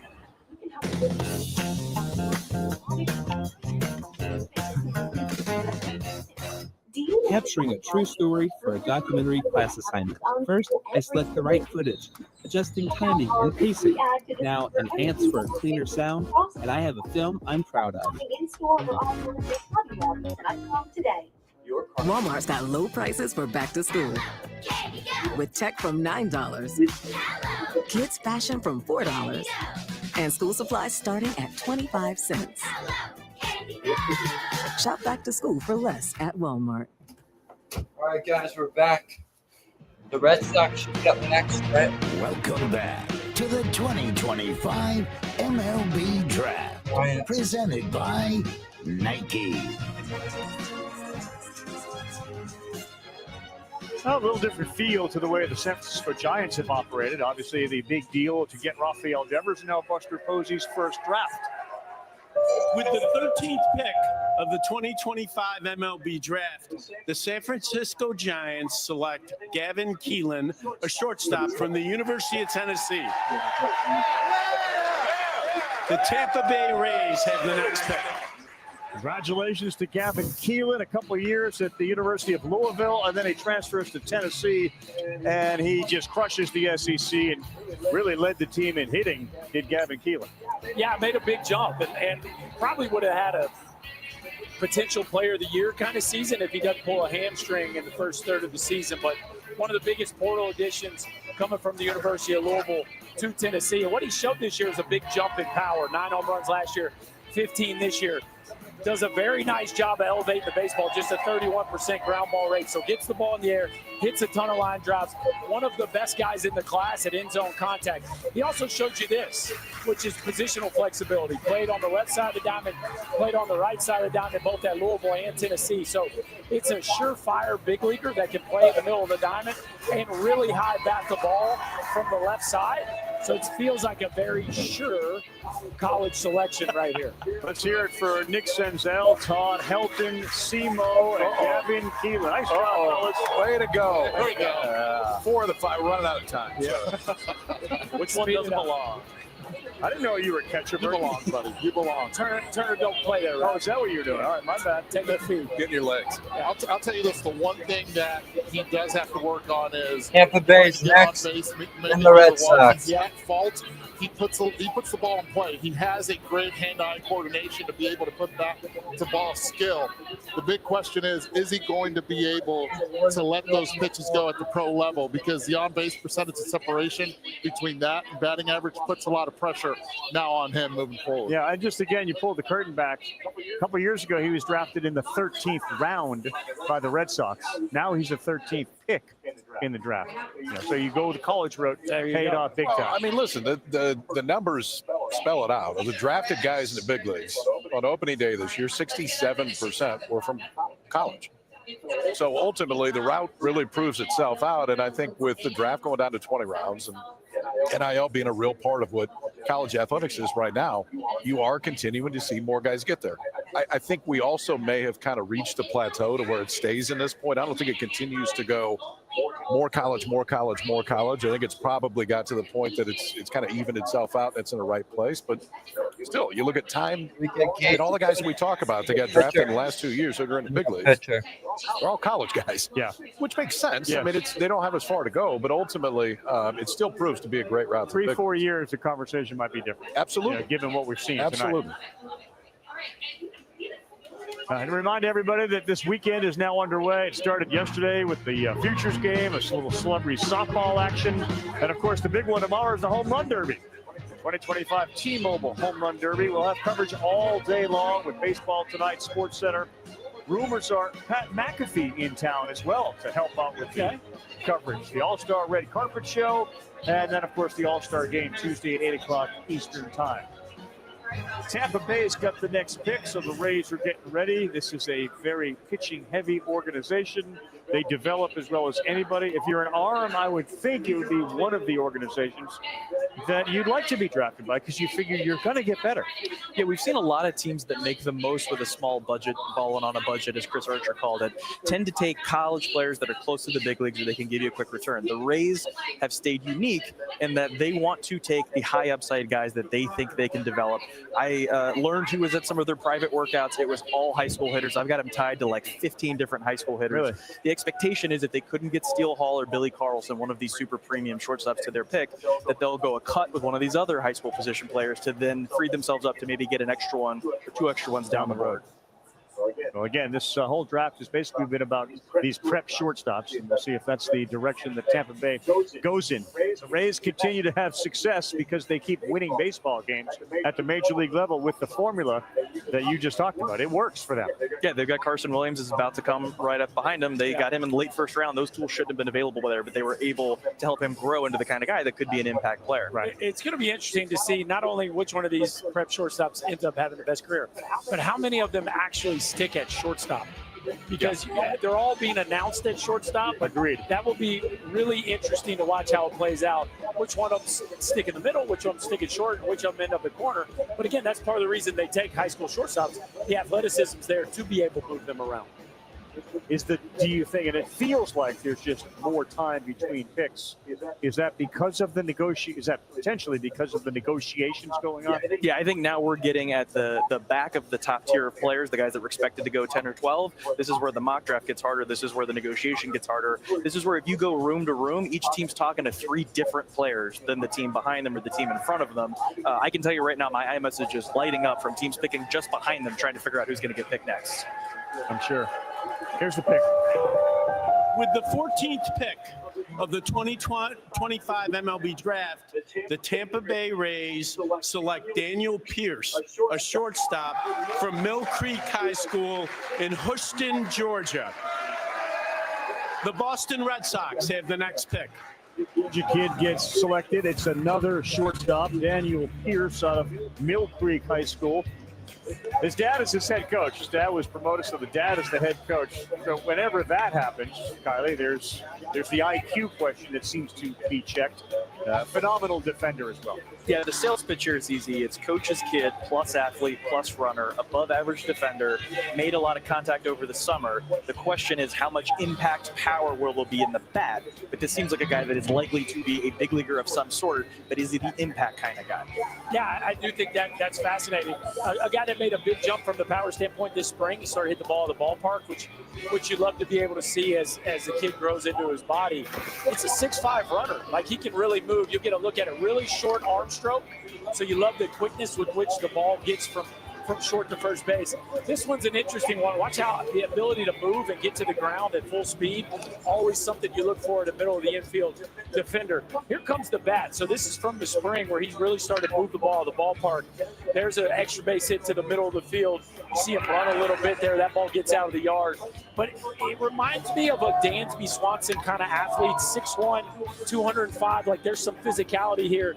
And as we watch the slow-mo, it's all the right positions. Watch how quickly the bat gets to the front, but then how long it stays through the zone as well. So coach's kid, good mover. There's some strength and physicality there. Makes a lot of sense here in the middle of the first. And Bergie, do you think there should be a little adjustment in what he does in the back with his hands in the load to get to the power? Or do you think he should stay where he he is and just try to get stronger. The fact that he's trending up and the frame has a little bit more, I'd let him go with where he's at right now. I like his position. I think the part of it being a coach's son plays to his instincts. I'm going to let you break this one down because this is your video, but just the ability that he has to be able to have the ball skill at that age works for him in a middle infielder. You see that hand position, I think we saw Billy Carlson might have been 2 hand lengths away from where that was.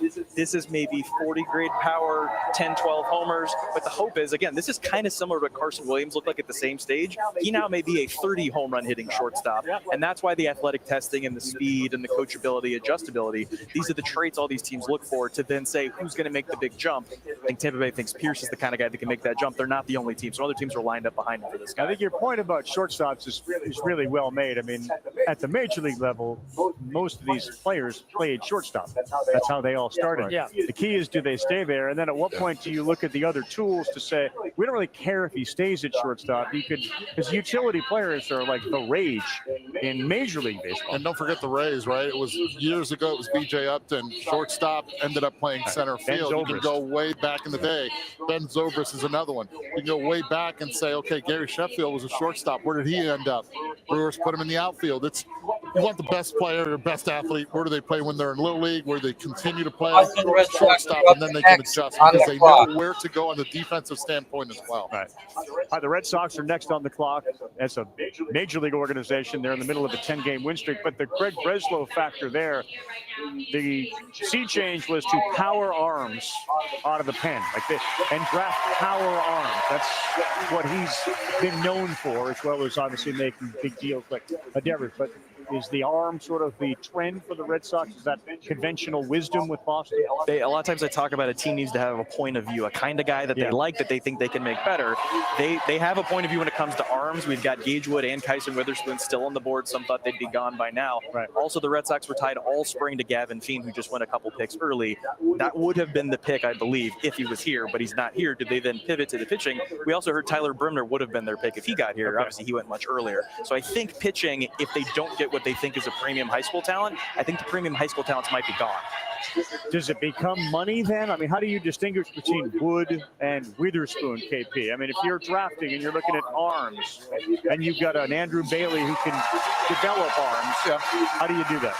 I mean, I think you go right or right with those two. I mean, if you're going college arm at this point, I think it's Witherspoon, Wood, and you pick which one you like. The metrics are different on the guys. I mean, Witherspoon's a 5-pitch guy that has been up to 100. Wood has been up to 100, but it's fastball, breaking ball with a pretty good changeup. But really, it starts with the fastball metrics.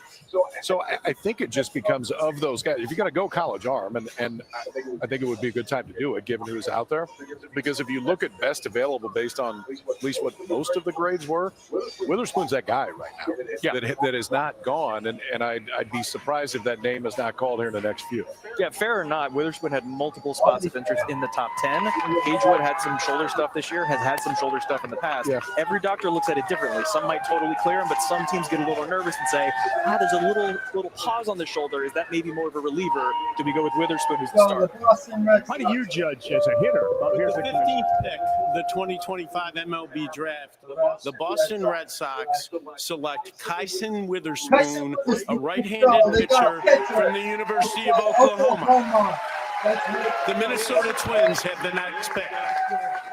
Hi, KP. You talked about what you expected. He's got a brother, too, another twin named Malachi, but it's Kyson and what he can bring to the mound. Kyson, I should say, that they're excited about now in the Red Sox organization. Yeah, Malachi's going to hear his name called pretty quickly, too, maybe tomorrow. But ultimately for Kyson, it was for both of them. You're in junior college to start.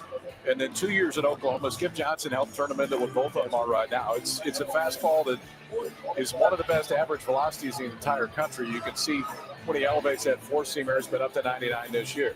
It's 3 different breaking balls, a curveball, a cutter, and a slider. And there is a difference. Now, not too many guys throw 3 when they get into the pro ball, so we'll see if one of those disappears. But ultimately, his ability to throw all 3, and really a pretty good changeup behind it, too. So for Witherspoon, it's advanced. His walk percentage was among the lowest of all the high-end guys in this. And you can see the whiff rate, what it was this year, that curveball against left-handers, which is a very different velocity look than that fastball is. I mean, it's down 15, 18, 20 miles an hour sometimes from what the high-end fastball is. So I talk about safe. I think it's super safe. He throws a ton of strikes with high-end stuff, and he did it in the SEC. I was reading something. I just saw that last pitch. Was there some Keith Folk in there, or did I completely miss that? No, it was a little bit of that. It's very unique. Yeah, there's yes. a little tap when it goes. There was a little tap when it goes. All right, here are the Oklahoma Sooners' last 5 first-round picks. One thing about the Witherspoon brothers, Jess, their smiles can light up a room like yours is doing right here on our show. We're having a fun night, I'll tell you that. And Kyson Witherspoon, I mean, yes, he's got twin brother Malachi, and the two of them, they've been playing baseball every single team together. You saw them Oklahoma, but even we're talking hockey, we're talking tennis, gymnastics. These brothers have been together a long time. Let's get to know Kyson Witherspoon. Can we kind of talk about like the totally normal path of hockey to gymnastics to tennis to baseball? Yeah, I mean, it started really young, but again, my mom, she just wanted us busy, just wanted us to do something. So my sister, she was big in like figure skating growing up. So we just got ice skates and put us on the ice. And that's kind of how that started. My sister, she also did gymnastics. So she was teaching us how to do backflips in the backyard and stuff. I can still do a backflip. So that's kind of my fun fact, but I can't be doing it here, but you know. Let's talk about your mom, Meg, and her influence. Single mom, you guys growing up, her sacrifices that she made for you guys, especially in the baseball realm. Can you kind of talk about her and her influence? She's everything to me. Everything that I've seen her go through, just like I can think of just going to baseball tournaments growing up. Everyone's staying at the nice hotels. We're staying at the Motel 6. We got a little brother with us, and then she'll drop him off, but she has to go work. She's an independent contractor, so she did like Uber, Lyft, she did all that. Just did everything she could to make it work. And then with all that, I think I can count on one hand the amount of games that she's missed, and none of it is like that she could have controlled. It was just how it kind of played out. But she's the best. She moved to Oklahoma. Yep. How hard of a decision was that for her to make? I think for her it was a pretty easy decision, but for me, when she said like if we commit there, she's gonna move up there, I thought she was joking, because I kind of want to stay in Florida, but she didn't want to miss any games. So when she moved up there, it was really surreal for me, honestly. Just the fact that she made that sacrifice for us. She wanted to see us succeed in person, not just like say caught up online, but just really amazing. Guys, there's a point that Kyson and Malachi actually quit the game of baseball because they wanted to support their mama Meg and making sure that she could do all the things. And it was their mom that said, no, we will figure this thing out. We're going to be able to do this as a family. Shout out to their younger brother, Kyler. They got another one coming. It's a pretty cool family over there with Witherspoon. It sure is. And boy, if you need somebody to figure something out, mom's generally going to be the one that can figure it out. And it worked beautifully. And at some point, we'll hear Malachi's name as well. He finished second in the SEC in ERA at a 2.65. He led the conference with a 5.4 strikeout to walk ratio this season. The only thing you might caution Kyson about is they traded Kyle Teal. They traded Braden Montgomery. They may be able to, and willing to continue to move their first-round picks. All right, the Minnesota Twins are on the clock and about to be taken off. With the 16th pick of the 2025 MLB Draft, the Minnesota Twins select Merrick Houston, a shortstop from Wake Forest. The Chicago Cubs have the next pick. Houston, hello, and then Houston, goodbye. He's been at Wake Forest forever, and this is another one of those you can just count on for you. Yeah, very steady performer for 3 years. The offense has really been the piece that's taken off immediately. He was labeled as a kind of a steady defender on that 2023 Wake Forest team where he was their shortstop. So you start with the glove, right? He went from steady to spectacular, showing the range to go into the hole on the backhand side, then to get to the glove side and be able to throw off platform with enough arm to finish some of this stuff off. So you feel like you know what you got in the glove. This year, the bat took off. So freshman year, 4 home runs. Sophomore year, 8. Junior year, 15. Like he basically doubled his homers every year. One thing you'll see here as we break it down, the bat gets in the zone early. So he's able to get some hits to the backside of the field, starting to learn how to elevate the ball a little bit better, and does this little hold-off finish there to try to prevent the rollover. So a kid who's not afraid to make adjustments and get better. The question is there enough impact with the bat? Do you feel pretty sure that you got high contact and a steady defender? So for that reason, you feel like you got yourself a big league. Every time I watched Wake Forest play, I looked at shortstop and I thought Nick Ahmed the entire time, but he continued to get better offensively, and I think he could be a step ahead offensively than Nick Ahmed. And that's not bad at all, because you're looking at elite defense and a guy that understands how to play with high IQ up the middle. It just, every time that swing, that breakdown, he could profile that way at the major league level. Yeah, plus runner, plus defender, arguably the best defender in the draft. 265, Remade his swing, got to more power, but not a ton. It's not a giant impact offensive guy. But again, similar to Daniel Pierce, if he can get to the power, then it's a dude. If not, then he's a solid guy, nice guy to have, everyday player. If you love him, maybe Zach Kozar. Okay. Like if he gets to the top of it, it's a guy that can learn to hit the ball in the ballpark. But it's like when you hit it to him, just put 6-3 in the scorebook. Right. You feel good about automatic. No mistakes. We love that. Marek Houston, 16th pick overall in this draft. We're 90 minutes in. We'll give you 43 picks tonight here on ESPN. And it started with Eli Willits at the top. We'll continue right back with the 17th pick. You're watching the 2020.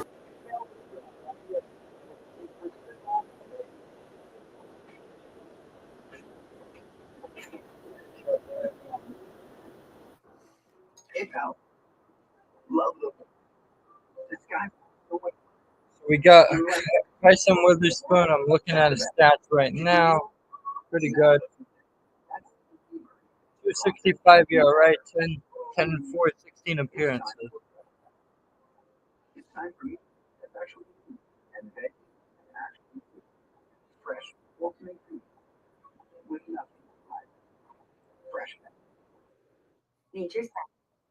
Your phone. Nature's best. It's in your nature. It's in your nature. Stop. It works. Trying to. You see it.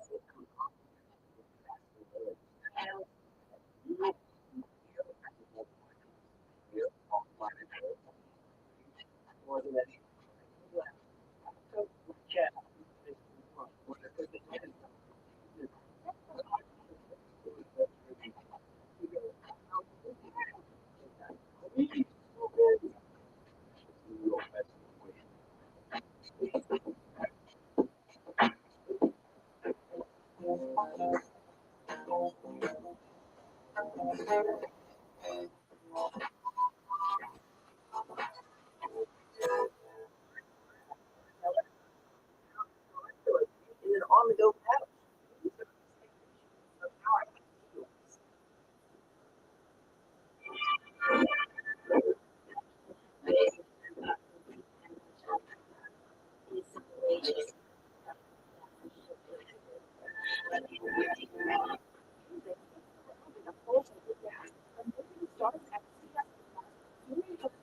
And receive up to $700 your first month. You can help create medicines that save. No chopsticks? No problem. We need to go for it.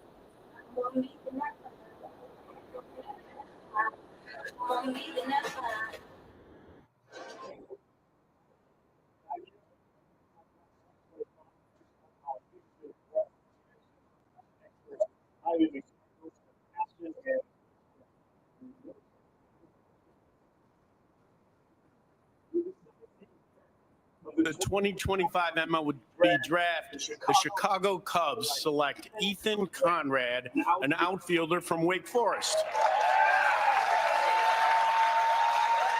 The Arizona Diamondbacks have the next pick.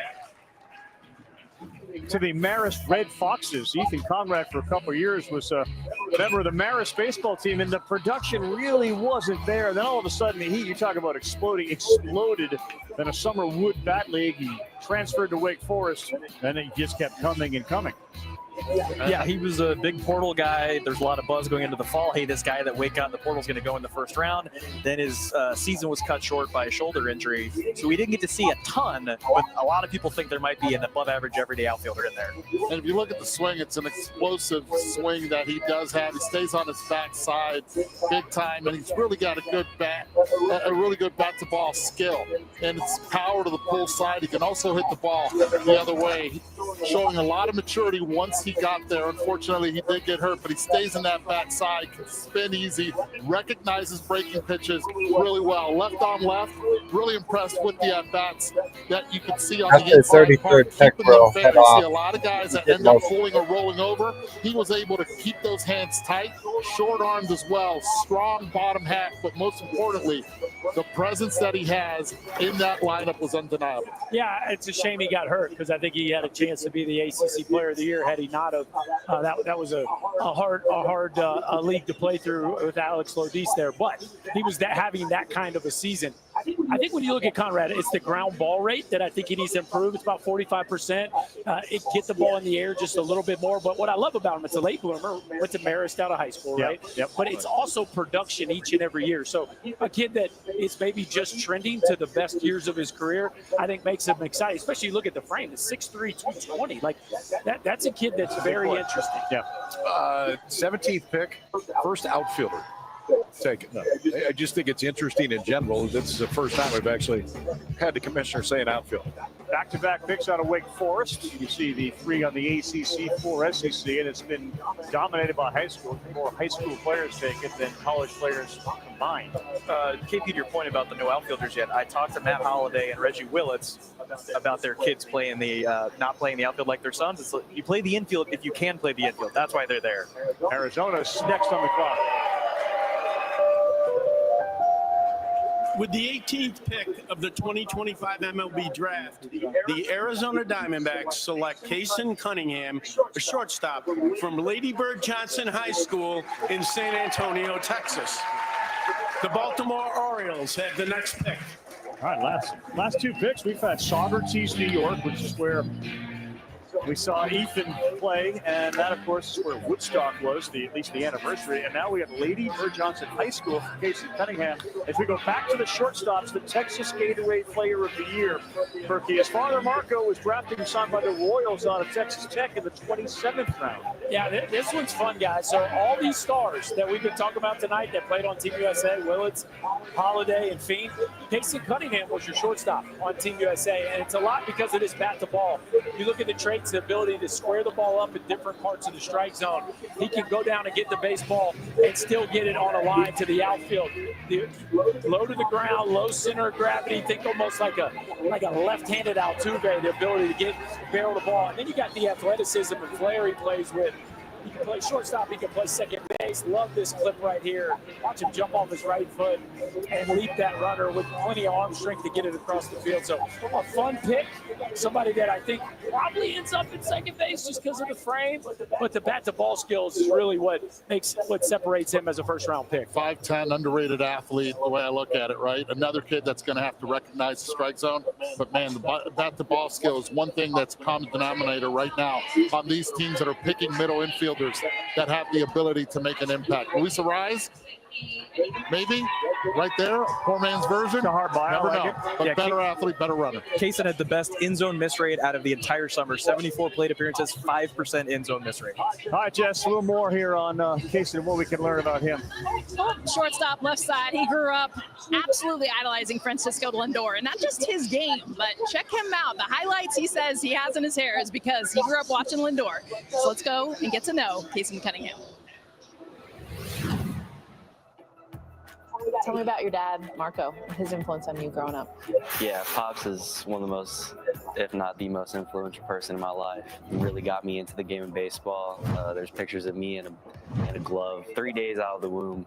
But yeah, he kind of taught me how to play the game the right way. Got the competitive blood out of me, I'd say.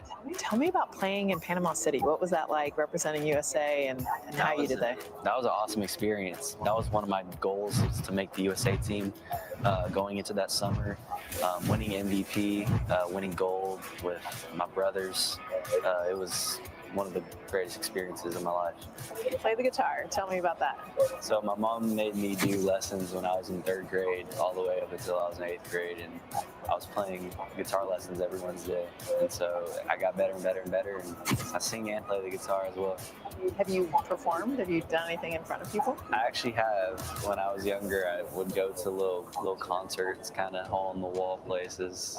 I was super young. So if you could kind of set an example of a stage, like even if you can picture a picture that your mom has of you doing it, can you kind of set it for me and like what you were feeling and where you're at? Yeah, it's like kind of have this wall background, and then my mom's kind of low. I'm like on the stage, and my mom's lower at the bottom, and she's like on the camera, and the sun's like hitting my face outdoors, and I'm hot and I'm sweating, singing at the same time. I think I was probably miserable with my life, but it was looking back, it's a good experience. He failed to make a 12U team, and that's what his dad Marco said. That was the beginning stages of what we call, quote, remember the feeling. And now here he is in the first round. With the 19th pick of the 2025 MLB Draft, the Baltimore Orioles select Ike Irish, a catcher from Auburn University. The Milwaukee Brewers have the next pick. This is a guy that began on the Auburn campus summer of 22, but he didn't intend on staying very long. He told the local paper he was going to go to the draft, and then all of a sudden he had this epiphany. He said, I love Auburn, I love the teammates, I want to stay there, and he did. He reached out to Butch Thompson and said, I am in, I'm taking my name out, and I can't wait to play for the Auburn Tigers. And man, Eduardo, did he develop as an Auburn Tiger. Yeah, he really developed, and just as the news was loud that he was going to stay at Auburn, so was the bat. And Ike Irish can not only just play behind the plate, he can also play first if need be. Right. So there is versatility there if you're an Oriole Nation wondering. But look how tall he stays through his at-bat. Just does not really collapse as much. And because he does that, it is quick through the zone with a lot of power. It is loud. And the splits righty to lefties is just dominated against lefties. Was able to hit a 368 clip against lefties, but the contact rate was impressive. Over 91% against those righties. It still needs to work a little bit on the lefties, but that's okay. That's what minor league ball minor league ball is there for.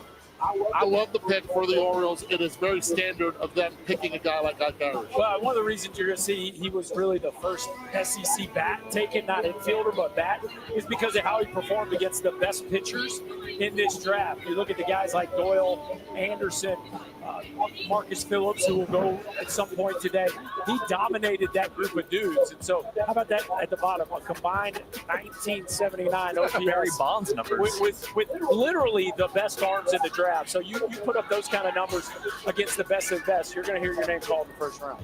I think one thing, too, is he was announced as a catcher, which we thought there was a chance that would happen. But if Ike Irish can stay behind the plate, and he wasn't behind the plate this year, but if he can go back behind the plate and stay there, which plenty will tell you can, now value goes even further up. Because you look at best college hitters this year, if you just want to pick a college hitter, forget where they play, Ike Irish is on a very short list. Yep. Well, it's an organization that has Samuel Basayo, one of the great young catchers in all of Major League Baseball, still developing. And, of course, Adley Rutschman. Meantime, the 2025 T-Mobile Home Run Derby starts at 8 o'clock Eastern Time with coverage all day tomorrow. Tuesday, the Red Carpet Show will be seen at 2 Eastern Time, and then at 8 o'clock, of course, on All-Star Game. It's my basketball. You'll see that on Fox. The Milwaukee Brewers next on the clock as we continue parading through round one. You're watching the 2025 MLB Draft, presented by Nike.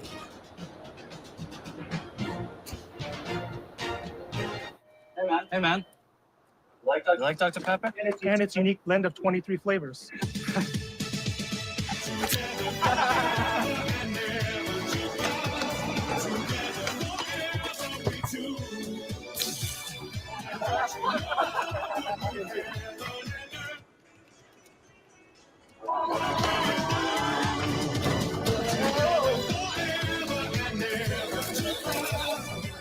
It's a pepper thing. 90s kids know LL Bean backpacks were off the hook, and they're still keeping it real. This back to school, take your kids back to the original old school. Shop packs today at llbean.com. Always dry scoop before you run. Listen to me. Hot dog diet got me shredded. It's time we listen to science. One A Day is formulated with key nutrients to support whole body health. One A Day, science that matters. Some people just know they could save hundreds on car insurance by checking Allstate first. Is that your car? Yeah. Like you know to check your sunroof is closed first, before going through the car wash. So check Allstate first and save when you click or call. Skip the rental counter with Turo. Rent just about any car, just about anywhere. Ribeye must have cost a fortune, huh? It's an Aldi thing. To be a pet parent is to be human. Sometimes we feel guilty, even when it's for their own good. It's not always a walk in the park. That's why more and more pet people rely on Hills with scientifically proven formulas to give more love than humanly possible. Because you're only human, there's Hills. Science does more. Science does more.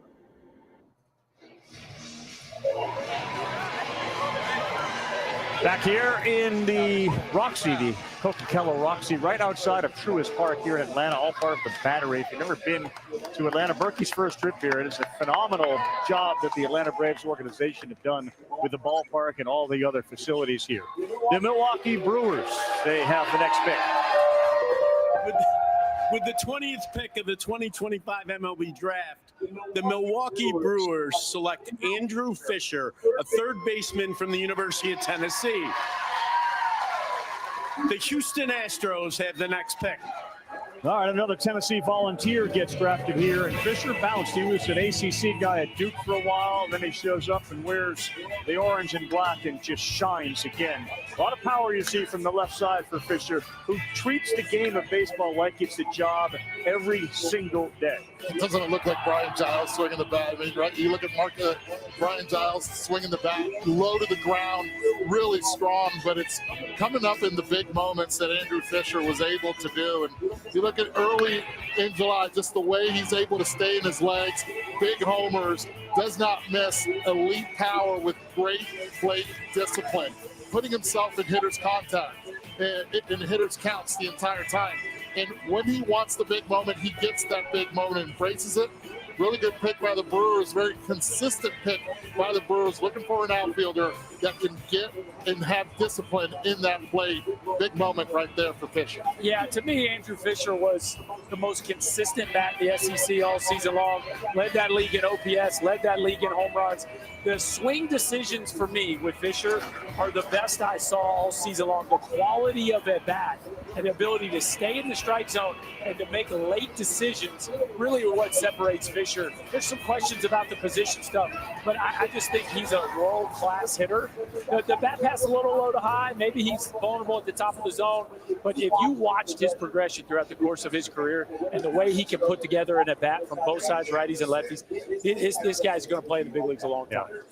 Yeah, the two things that teams look for when they say polish for a hitter is they talk about swing decisions and they talk about ball flight, which means, like you'd say, spinning it the right way, pulling it and lifting it in games. It is uphill, but that's so that he can get the best ball flight to it. He may not be the most physically gifted guy. It might be more of a first baseman. The raw power isn't enormous, but he's going to get to all of it because he picks the right pitches and he knows how to give the ball flight. Yeah, in Tennessee and all the fire, of course, Liam Doyle, he went early in this thing. He's got that too, Jess. He was a closer in high school, and obviously he doesn't do that anymore, but he likes being in the middle of the melting. Rab, I mean, another emotional, passionate player coming out of the University of Tennessee. That's also what he's known for, but he credits the baseball IQ from mom, Kristen, as a CFO and head of business operations at Princeton. Let's get to know Andrew Fisher. You're known for your home run celebrations. Where does that emotion, where does that all come from?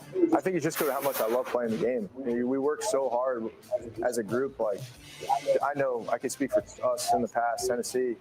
We're working our tail off every single day. So whether it be I'm celebrating my own success or someone else's success on my team, these guys work too hard for us to not celebrate them. Talk me through the feeling that you get when you have a big moment and you are showing that. Like what's going through your mind? Yeah, it's almost a build-up. So I get in the box and I want to make it like my show in the box. I want to make sure everyone knows in the stadium that if you're not watching the pitcher right now, you're watching me.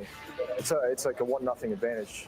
I do anything I can to. I mean, even if we're on the road and I'm getting booed by 15,000, I almost let it build up. Just let it happen. It doesn't really faze me. I try to stay composed. Your on-base streak is incredible, and I can tell that for you, it's stingers are fun, all of that, but you really do take pride in getting on base in a variety of ways. Talk to me about that. Well, the best way to score is get on base, right? Like, how do you win a game? Well, my grandfather was telling me baseball's a game of first. So it kind of swings the momentum. If I can get on base, I let someone else do some work as well behind me. We can score runs. When did it creep in? Like, oh, this is a real streak. I think I didn't honestly know it was happening. And then at game like 35 or 40, I had some fan had definitely tailgated beforehand. Like, he was having a great time. Let's go. Let's keep the streak going. And I was like, yeah. Like, don't know what this guy's referencing.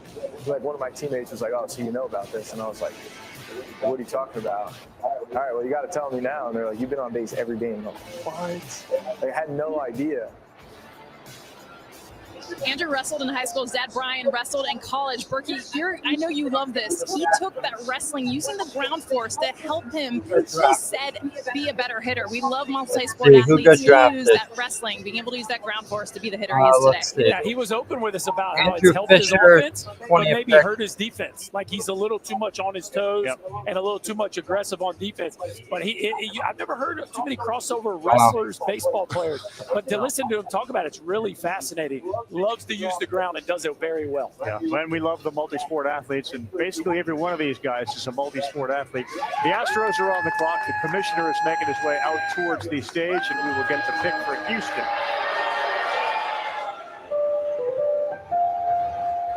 With the 21st pick of the 2025 MLB Draft, the Houston Astros select Xavier Nayens, a shortstop from Mount Vernon High School, Mount Vernon, Washington.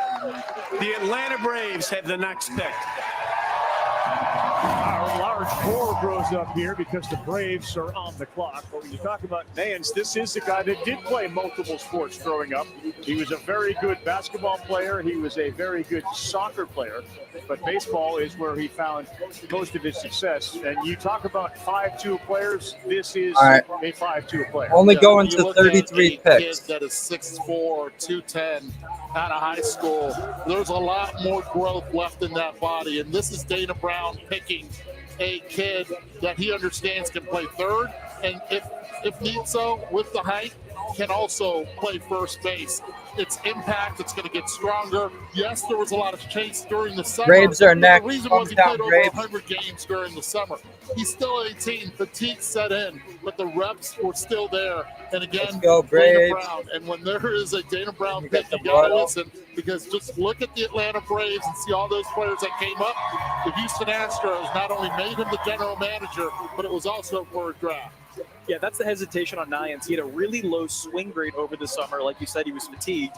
There was some in-zone miss, and then he didn't face a lot of velo this year at Washington. So similar to Ethan Holiday, we didn't get to see if the adjustment, the extra vim and vigor, if that actually was going to show up. The argument here is both for better and worse. There's a lot of Joey Gallo in here. It's 30, maybe 40 home run kind of power. He can play third base. He's got a big arm. He's a big athlete. We don't know if it's going to be 210 or 250. If it's 250, it's a star. Nothing wrong with 250. 210 can also work these days if you walk a lot, and he does walk a lot. So Yeah, there's a lot of ways this can work. When you say left-handed power bat out of high school, like, that's what they look like. Yeah. Xavier Nayens fits that mold to a T. The ceiling's enormous. Longtime coach Tony Walden, who's been up in Mount Vernon for a long time, says this is the best player we've ever produced, and it's not really close. Guess who's on the clock? We are in Atlanta, and it is the hometown Braves. We'll have their pick when we come back.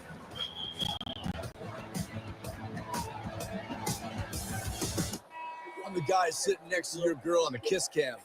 This game just got a lot more interesting. Sheila? Mom?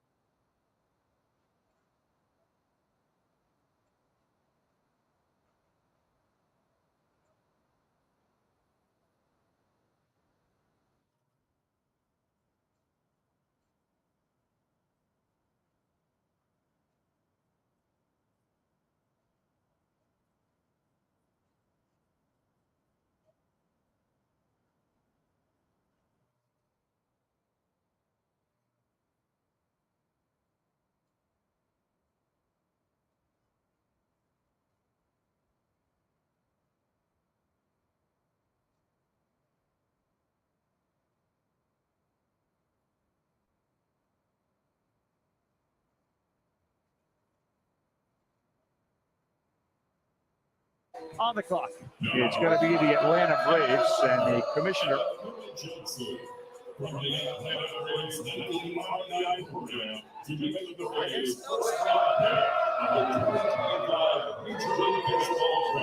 Rob Manfred will be accompanied by participants in the RBI program, and in fact, here he comes with them.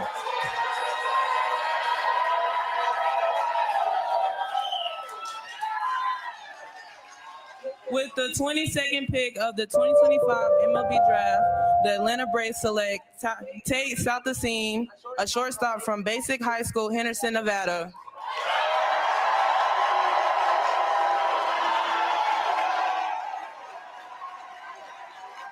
The Kansas City Royals have the next pick. So it's Tate Saltasim that gets selected here in Atlanta. Out of Basic High School, there's nothing basic about him. The Atlanta Braves at the next level have obviously had a hard time replacing the shortstop that is now in Chicago. It's been a bit of a black hole for the Atlanta Braves. Tate's little brother, Ty, got $1 million from the Cubs as a later pick last year. Obviously, Tate is seen as the better of the two. He's a really intriguing set of tools. There's plus speed, there's shortstop hands, there's plus power, there's plus ball flight, there's pitch selection. He's got like the whole complement of things. The question is, can he do all of them at the same time? Is the swing going to allow for a big contact rate? Berkey, what do you got? Yeah, it's a little funky. Like a really good athlete, there's the way the body moves, though, reminds me of Zach Neto. Like where you watch, especially in college, like you look at the toe down early, which is what Neto's doing now. In college, it was the big leg kick. Like it's a family of ballers, right? There's one already drafted, one at USC. Like this whole family, they live and breathe baseball. So you know he's a guy that's not afraid to tinker with what he does. And I think there's going to need to be some tinkering, especially mechanically on the offensive side. But it's a premium athlete who can really stick in the middle of the diamond. I think you're certain of that. But I just get a lot of Zach Neto vibes when I watch him. Yeah, and I think he might have a lot of the same stuff where it's maybe not all the way power, all the way contact, try to find that happy medium and dial in the leg kick and really do that the right way. You know, it's interesting. Those hands are going to have to change. You know, you don't see a lot of big leaguers with them right where they're at right now. But look, this is part of the development. We talk about all the collegiate development. Kids coming out of high school, he's going to develop at a high rate in the lower levels. And the Atlanta Braves do a great job of that, being able to develop those hitters. You know, given the twin brothers or the father-son stuff and his brother being in the Cubs organization, this ability to adapt and adjust and the messages you get, you got to figure out which messages you want to listen to because you're getting a lot of them, right? Yeah, well, you're going to get consistent ones from Atlanta, definitely. Hi. Listen to those. That makes a lot of sense. We'll take a timeout and we'll see who's on the clock. It looks like the Kansas City Royals, who picked 23.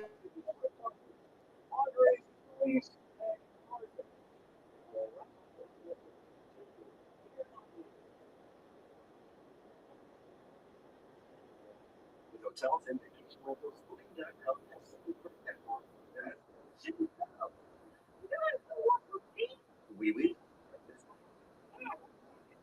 What about something more?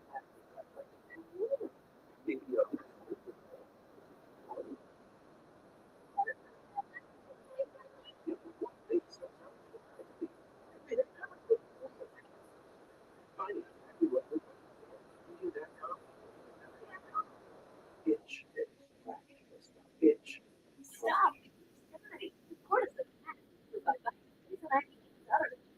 It works, but not cortisone. They bring the trying to. I was tired of it. Go to my.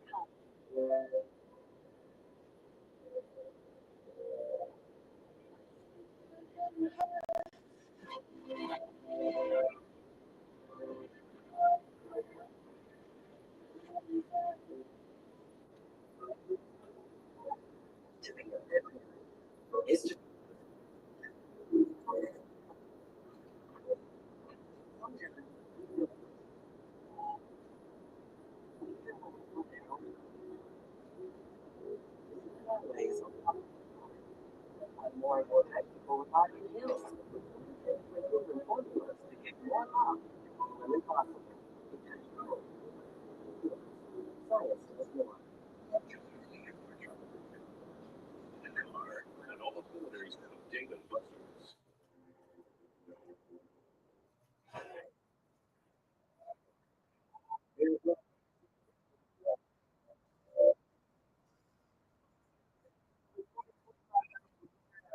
The Kansas Royals announced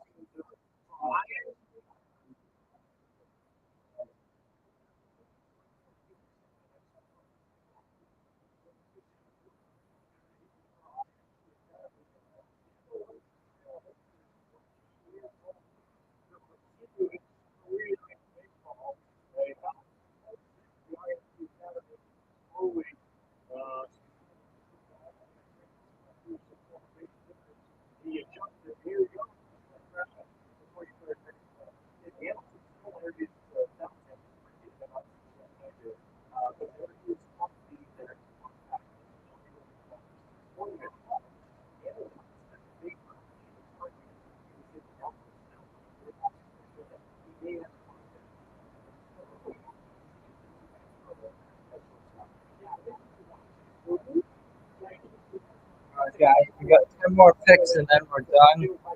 We're already at 2 hours. I think this will go for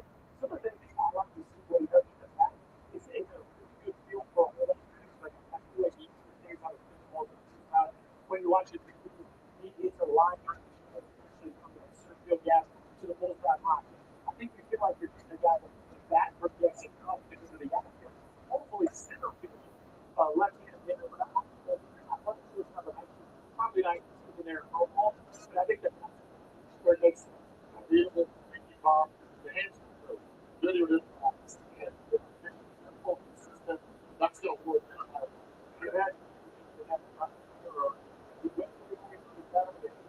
Play tennis. Then he said, I want to get you that. It works out too. Tiger.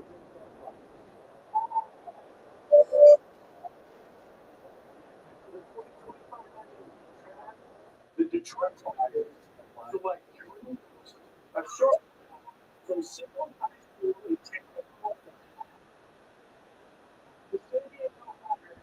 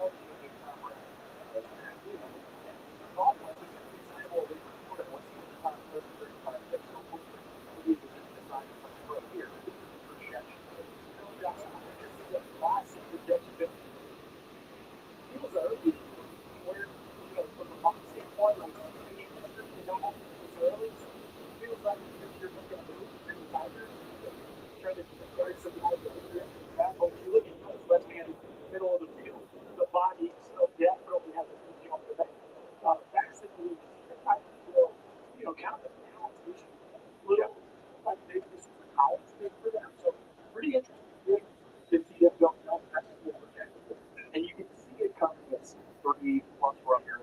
Good, not great at shortstop, but they were coming to the slumber with 30 years. He didn't really take it that much.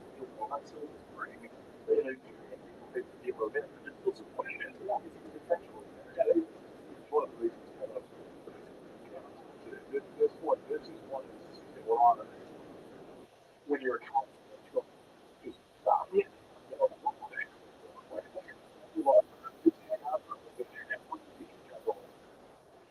Commissioner, let's come back out to San Diego Padres.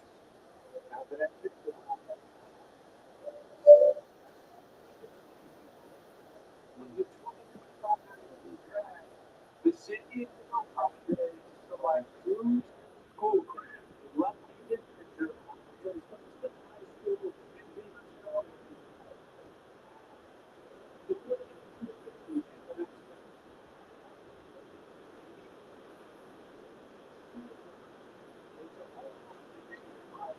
8.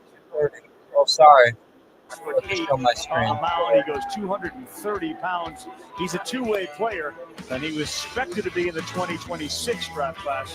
Here we go with a reclassification. This guy's been famous. I saw him as a freshman in high school, but he's been up and down this year. He pitched in Arizona. Scouts were split. Then he went back to Bend, Oregon.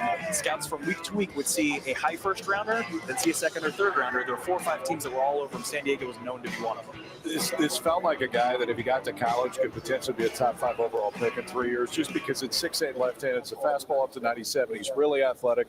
Was probably going to be a two-way guy if he got to Tennessee. And it was one of those names that I think when you look at the draft board to say, okay, how long does he go? And then can it pay him enough? And maybe that still is to be seen as to whether or not they can pay him enough, because the upside for him, I would think of all the high school guys that we've talked about, if you want to look at a guy and say could end up top 5 overall in a few years. Yeah. 6'8" left-handed, throwing 98 is a pretty good place to start being athletic. And usually guys that big, left-handed, have trouble repeating their delivery, and it takes them time to get to the big leagues and establish themselves in the big leagues. He's repeating his delivery at a young age like that, and that's, I think, what's intriguing.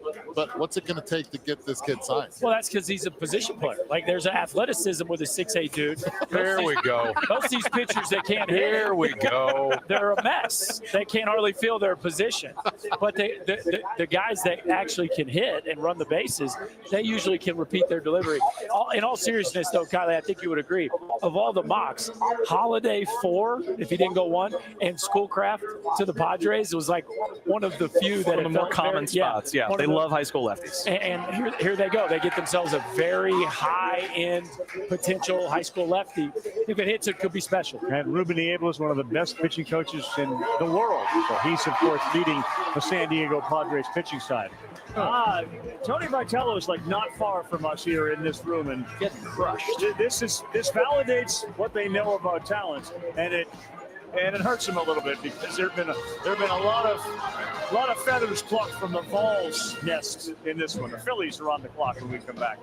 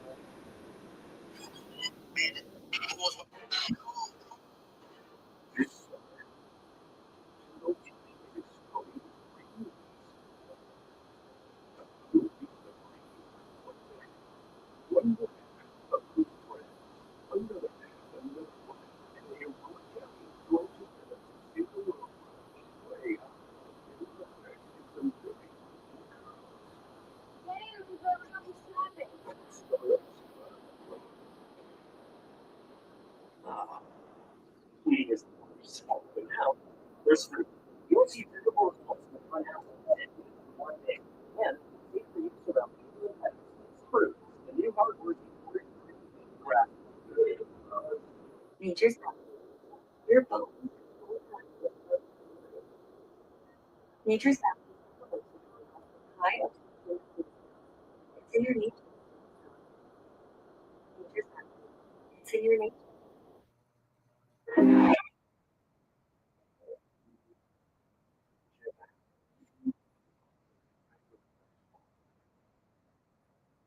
He is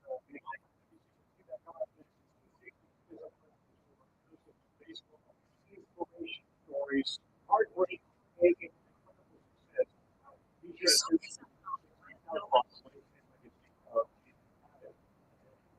back here in the draft room, the Philadelphia Phillies are on the clock. And again, it's not something you do generally, translate players at this draft to major league ready, but there have been certain examples where guys that were picked have been able to contribute to a major league team in that very same season. And the Phillies have playoff aspirations. Let's see where they go. With the 26th pick of the 2025 MLB Draft, the Philadelphia Phillies select Gage Wood, a right-handed pitcher from the University of Arkansas. The Cleveland Guardians have the next pick. Well, there's a name you thought you'd hear, and of course, Gage Wood just exploded onto the scene this season, especially late for Arkansas because he was hurt a little bit. And then he goes and throws a no-hitter at the College World Series. Yeah, there are celebrations in draft rooms, and then there's what's happening right now in Philadelphia. Sure. Because to get Gage Wood there, it was the best swing and miss fastball in the entire country this year. That's any arm that was taken, any arm that's going to be taken. Well, this was one of the reasons why. He struck out 19 and threw a no-hitter at Omaha. That usually makes you a little bit of money. Yep. And ultimately for Gage Wood, the consistency on the fastball, his last pitch of the game in a complete game no-hitter was 98 at the top of the zone. Listen, the other stuff plays fine, but ultimately the swing and miss on that fastball, this is a curveball that he's not flipping it in there either. I mean, he's throwing that thing as hard as he can. He does have a split that he just didn't need to use as much this year because the fastball was so good. We talked about Liam Doyle. If you want to rush him there you go. to a bullpen, you can rush him to a bullpen. Well, the Phillies are a team that they're in contention now. If this guy can go to the bullpen right away, I do think he's a starter long term. But ultimately, he can go. If you're facing 3, 4, 5 guys in an inning, he can throw 80% fastballs and adjust if he needs be. But the fastball is different than anyone else in this draft, and they just got him at 26. Yeah, and for context, the reason he's at 26 is because their track record's not as long as some of the guys at the top. And the issue this year was shoulder, which gives a lot of people pause. That being said, the last time we saw him was 130 pitches. All right, Gage Wood goes to the Phillies. Miles an hour. I think the opportunity for the low release height and the approach angle, the ability to throw that modern fastball at the top of the zone and actually throw it for strikes. This isn't college hitters chasing at their nose. Like, it's a top end strike when he climbs the ladder. It's the best fastball in the draft. The walk percentage was less than 5% this year for a guy that throws 98 miles an hour. It's a pretty good combination. All JT Realmuto has to put down is fastball middle. Fastball middle. That was the call in Omaha. Fastball middle. I kept hearing it. Fastball middle. Yeah. It's because they didn't hit it, and they swung and missed at it 19 different times. You guys at the next level might. No, agree. Well, it's not to say you can keep doing the same thing, but it's still going to play pretty well. Without question. And by the way, Philadelphia City, Liam Doyle or Gage Wood, ideal. Like those are 100%. for that city. They can perform in a big stage. Look, when you can perform in the SEC and in that environment, absolutely. And in the biggest stage, post game, after he threw the no-hitter, it was the consciousness of being and knowing where he was, the presence, the post game interview, beautiful. Going to the other team, Murray State, being able to embrace his college opponent. All those little things play into what he can do at the top level. It's not just on the mound, it's off the mound as well. Yeah, for me, the question is, it's not how good is he. We've seen it. We know he can do it over a full start in college. We think he might be over a full start in pro ball. One inning at a time in the big leagues, not a question. If he was healthy and posted the way he did the second half of the season for 3 years in college, where would he have gone in this draft? It's a big if because he would have had to have been healthy, but it would have been top 3 picks. He would have been maybe ahead of Cade Anderson. That's why Dave Dombrowski was shaking hands and smiling. There's no doubt about it. Cleveland's pick. With the 27th pick of the 2025 MLB Draft, the Cleveland Guardians select Jace Laviolette, an outfielder from Texas A&M University. The Kansas City Royals have the next pick. Well, the Guardians certainly love the potential of Jace Laviolette, and a couple years ago, this was another one. If you assume the trajectory over the last year was what we saw early in his career in college, then this is a top 5 pick too. It fell off dramatically, and as a result, here he goes 27th overall. But there's a lot to dream on here. And maybe he was just trying a little too hard this year, trying to hit a lot of home runs. Look, he hit 68 home runs at Texas A&M. He's got the launch angle to be able to continue to hit home runs with the wooden bat. Yes, there's a question to his plate discipline, but I think the failures that he had this year are not going to translate as much when it comes to going out of the zone. The power is real. He stays in his legs big time. And coming in, he knew that he was probably the top hitter, power hitter into this draft. He just tried a little hard, but those hands stay still. The launch is real. And the one thing that he can do and can continue to do is, as an outcome, have that pop. This will translate, and it's quick. I look at the Oakland Athletics, Nick Kurtz right now, and I can dream of Laviolette being there if he can have that discipline at play. Well, I think the problem is what you see right there, the heat map. Like, he really struggled at the top of the zone. So you talked about him staying in his legs. There's a collapse with the backside where he really only did damage more in the middle bottom part of the zone. I think the struggle is 25% K rate. This is like your true 3 outcome hitter, and the numbers kind of backed up each year. That's why he's down in the 20s and not up in the top 10. So he's going to have to fix some things. He's going to have to perform more like the first 2 years, but it is a high reward kind of pick if he gets it all ironed out. We'll see. Jason Laviolette, he is the 27th pick overall to the Guardians. Kansas City next on the clock again. With the 28th pick of the 2025 MLB Draft, the Kansas City Royals select Josh Hammond, a shortstop from Wesleyan Christian Academy, High Point, North Carolina. The Arizona Diamondbacks have the next pick. All right, thanks to the commissioner. There you see Josh Hammond. He was on the 2024 USA baseball team. His dad was once draft picked by the Orioles, 25th round in 1998. He was committed to go play at Wake Forest. So this one is fascinating. At this time last year, he was seen as a primary pitcher. Some teams weren't even scouting him as a hitter. He then had one of the best summers out of anybody. Team USA, all the big events facing big velocity, which is a similar story to Austin Riley. A lot of guys were comparing him to Austin Riley, big power third baseman. Then he showed up slimmer and stronger this spring, looked physically like Josh Donaldson, just punishing baseballs. But some teams are hesitating about the contact rate because he didn't face any velo and was basically having to play like slow pitch softballs, messing with his timing.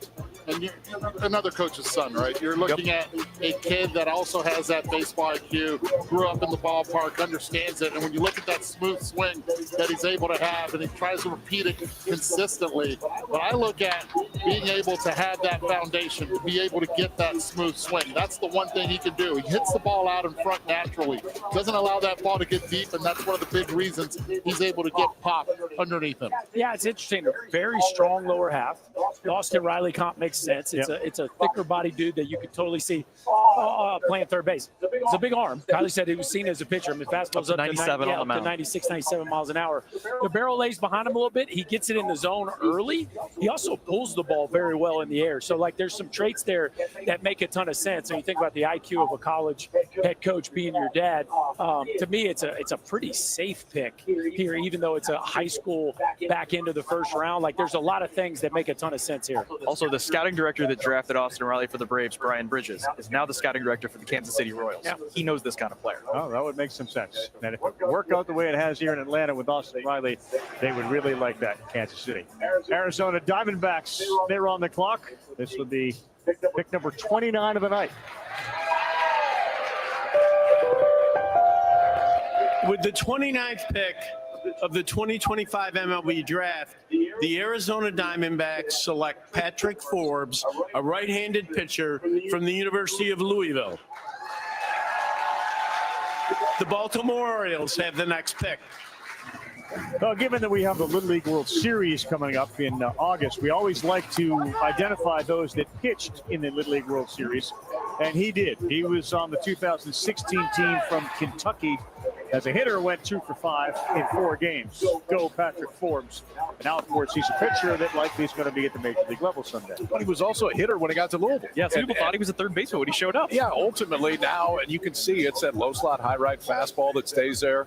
He's up to 98, 99. We've saw him really good when he was in Omaha, especially early.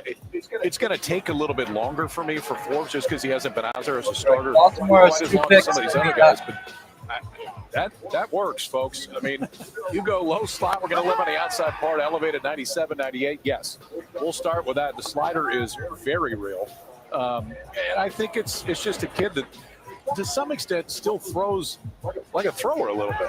I mean, he grabs it, throws it, but it creates from that low slot looks that, well, they're just not easy to handle. And I don't know, if you go back 3-4 months and we're saying Patrick Forbes, a back end of the first round guy? Yeah. I don't think so. No. But it just kept getting better as the season went on. Yeah, I think there's two reasons he is back here. Number one of the few guys in this first round mix that wasn't a great strike thrower. The ball got away from him a little bit. And number two, he's still pretty raw, just 100+ innings, just a click over 100 innings for his entire 3-year career. So it's a little more raw for a college guy, but when you think about a big time, he led them in home runs the fall of his freshman year. Right. Like he was a big time position player, super athletic. I think Bobby Miller went around this same pick. Yep. Like that's that kind of ceiling with Patrick Forbes. And the traits that a lot of teams are looking for with pitchers when it's not a completed project is athleticism and adjustability. He went from reliever and he also went from third baseman to starter. The athlete is obviously there. It's a two-way guy. The traits are here to make the jump. All right, the commissioner is set to announce the Baltimore Orioles pick. With the 30th pick of the 2025 MLB Draft, the Baltimore Orioles select Caden Bodine, a catcher from Coastal Carolina University. The Baltimore Orioles also have the next pick. They're thinking with Adley Rutschman and Samuel Basayo. This is the second catcher or true catcher that they've picked tonight. There are 2 picks so far, and Caden Bodine, yes, we know that he can hit, but the reality is he can do a lot of things, especially behind the plate. And this is where he is elite. He can steal pitches left and right. The framing, he's down. The presentation is phenomenal. He works both sides of the plate, not just the east, but also the west. And when he throws the ball, being able to get up and throw to the runner's side of the glove side of it just works fantastic. Bodine has been known more for his defense than his hitting, but he's got great bat-to-ball skill as well. Did not show it during the College World Series, but that was just a glimpse. He was a difference maker for Coastal Carolina. No, the bat-to-ball is no doubt. I mean, 96% contact rate at strikes. Like legit doesn't swing and miss. I think that's the positive with the bat. The negative would be his OPS backed up each year. Yeah, it did. That's odd. Like to go backwards, both from a power standpoint and overall OPS. I think that has you scratching your head a little bit. People feel very good he can catch in the big leagues. The question is how much impact with the bat. Well, you do love the contact and the fact that he's a switch hitter. Quiet leader on that team. Remember their comparisons were to JT Realmuto. He had some struggles when he was there, but he's a Northeastern guy. I mean, he grew up with Realmuto and the Phillies, and now the Orioles draft him in their system. Another It's a switch-hitting comfortable catcher. fit. Switch hitting catcher. We haven't heard Vahiva Aloy's name yet. Right. Which is still absolutely shocking to me after the season he had. I know there's some swing and miss, but ultimately, I think he's a guy that stays at short. The power's real. He has the ability to drive the ball the other way. I'm very surprised that we have not heard that name. Yeah, I think it's got to be coming. I would think so. I don't think he's that dissimilar from Arquette. I think he's a little behind him, but not that far behind. Right, it's the chase and swing and miss. But yeah, the traits are very similar. Yeah. Here we go again. It's the same guy and the same team. With the 31st pick of the 2025 MLB Draft, the Baltimore Orioles select Vahiva Aloy, a shortstop from the University of Arkansas. The Milwaukee Brewers have the next pick. Well, you go to Arkansas, and they rave about the work ethic of Vahiva Aloy, another Hawaii kid. Of course, his brother is still going to be on that Arkansas team, hitting balls over the wall. But the development of his defense to go with that offense, the progression was outstanding and will play at the next level. Yeah, I think this is a fascinating guy to follow. Like, if you're a baseball fan, circle Vahiva Aloy, follow his progression, because he got a chance to be a star. First of all, let's talk about all the superlatives. Real impact. Led this group of first-round hitters in extra base hit. Golden Spikes Award winner, can hit the ball out from left field to right field. It is as good a bat speed and exit velocities in the class, not of the middle infielders, of the whole class. He can also do this. He can range. Now, I know some people think he's a little bit on the stiff side. I've seen him with my own eyes make the range plays you need to stick at shortstop and finish it off not a sexy arm, but there's enough arm, and he throws it like a pro. Why is he at the end of the first round of the top 30 picks? Because of this right here. It's end zone whiff, which is one of the worst in this group of hitters, and it's also chase. So it's not just he misses strikes, but he also leaves the strike zone. If it wasn't for those two things, he'd be a top 10 pick. It's that kind of talent. Yeah, no doubt. Bergie, I'll come back to you with this one. There was a guy in Baltimore a couple years ago, had a very similar scouting report, but wasn't a shortstop, and they figured it out. Jordan Westburg. Aloy seems like a clearly better prospect than he was. They're getting him in the same area. Again, I have him 15th on my board. I don't know why he's down here. I was talking to scouts this week about how him and Arquette are kind of similar. They're the guys that both have a chance to be a big league shortstop and hit 30 homers. I'm kind of wondering how they're getting here. It has to be all the concerns like you're saying about the swing and miss. It is those two metrics. It's one thing to swing and miss. Like Lavalette swings and misses, but he stays in the strike zone. Right. He walks. Right. With Vahiva, he leaves the strike zone and he misses. So that's the concern. But if you clean it up just a little, like the impact and to be able to play shortstop or third base, even second if you need him to, is real. Cape Cod League All-Star. I just, again, having been with Dave Van Horn, the growth and the development was incredible. Brewers pick. With the 32nd pick of the 2025 MLB Draft, the Milwaukee Brewers select Brady Ebel, a shortstop from Corona High School in Corona, California. The Boston Red Sox have the next pick. Well, quite an advertisement for Corona High School baseball tonight. As it started at the top, and they talked about getting 3-4 guys. This is the son of a major league coach, third base coach for the Los Angeles Dodgers. So the tools, the IQ, all of that stuff is there. Again, another one of these that could absolutely take off. So this is another one of those guys that has like 2 or 3 things he's great at. The swing is almost perfect for some guys. He's one of the youngest guys in the class, so analytically teams are going to be in. He had a good summer, so the confidence that he can hit is there.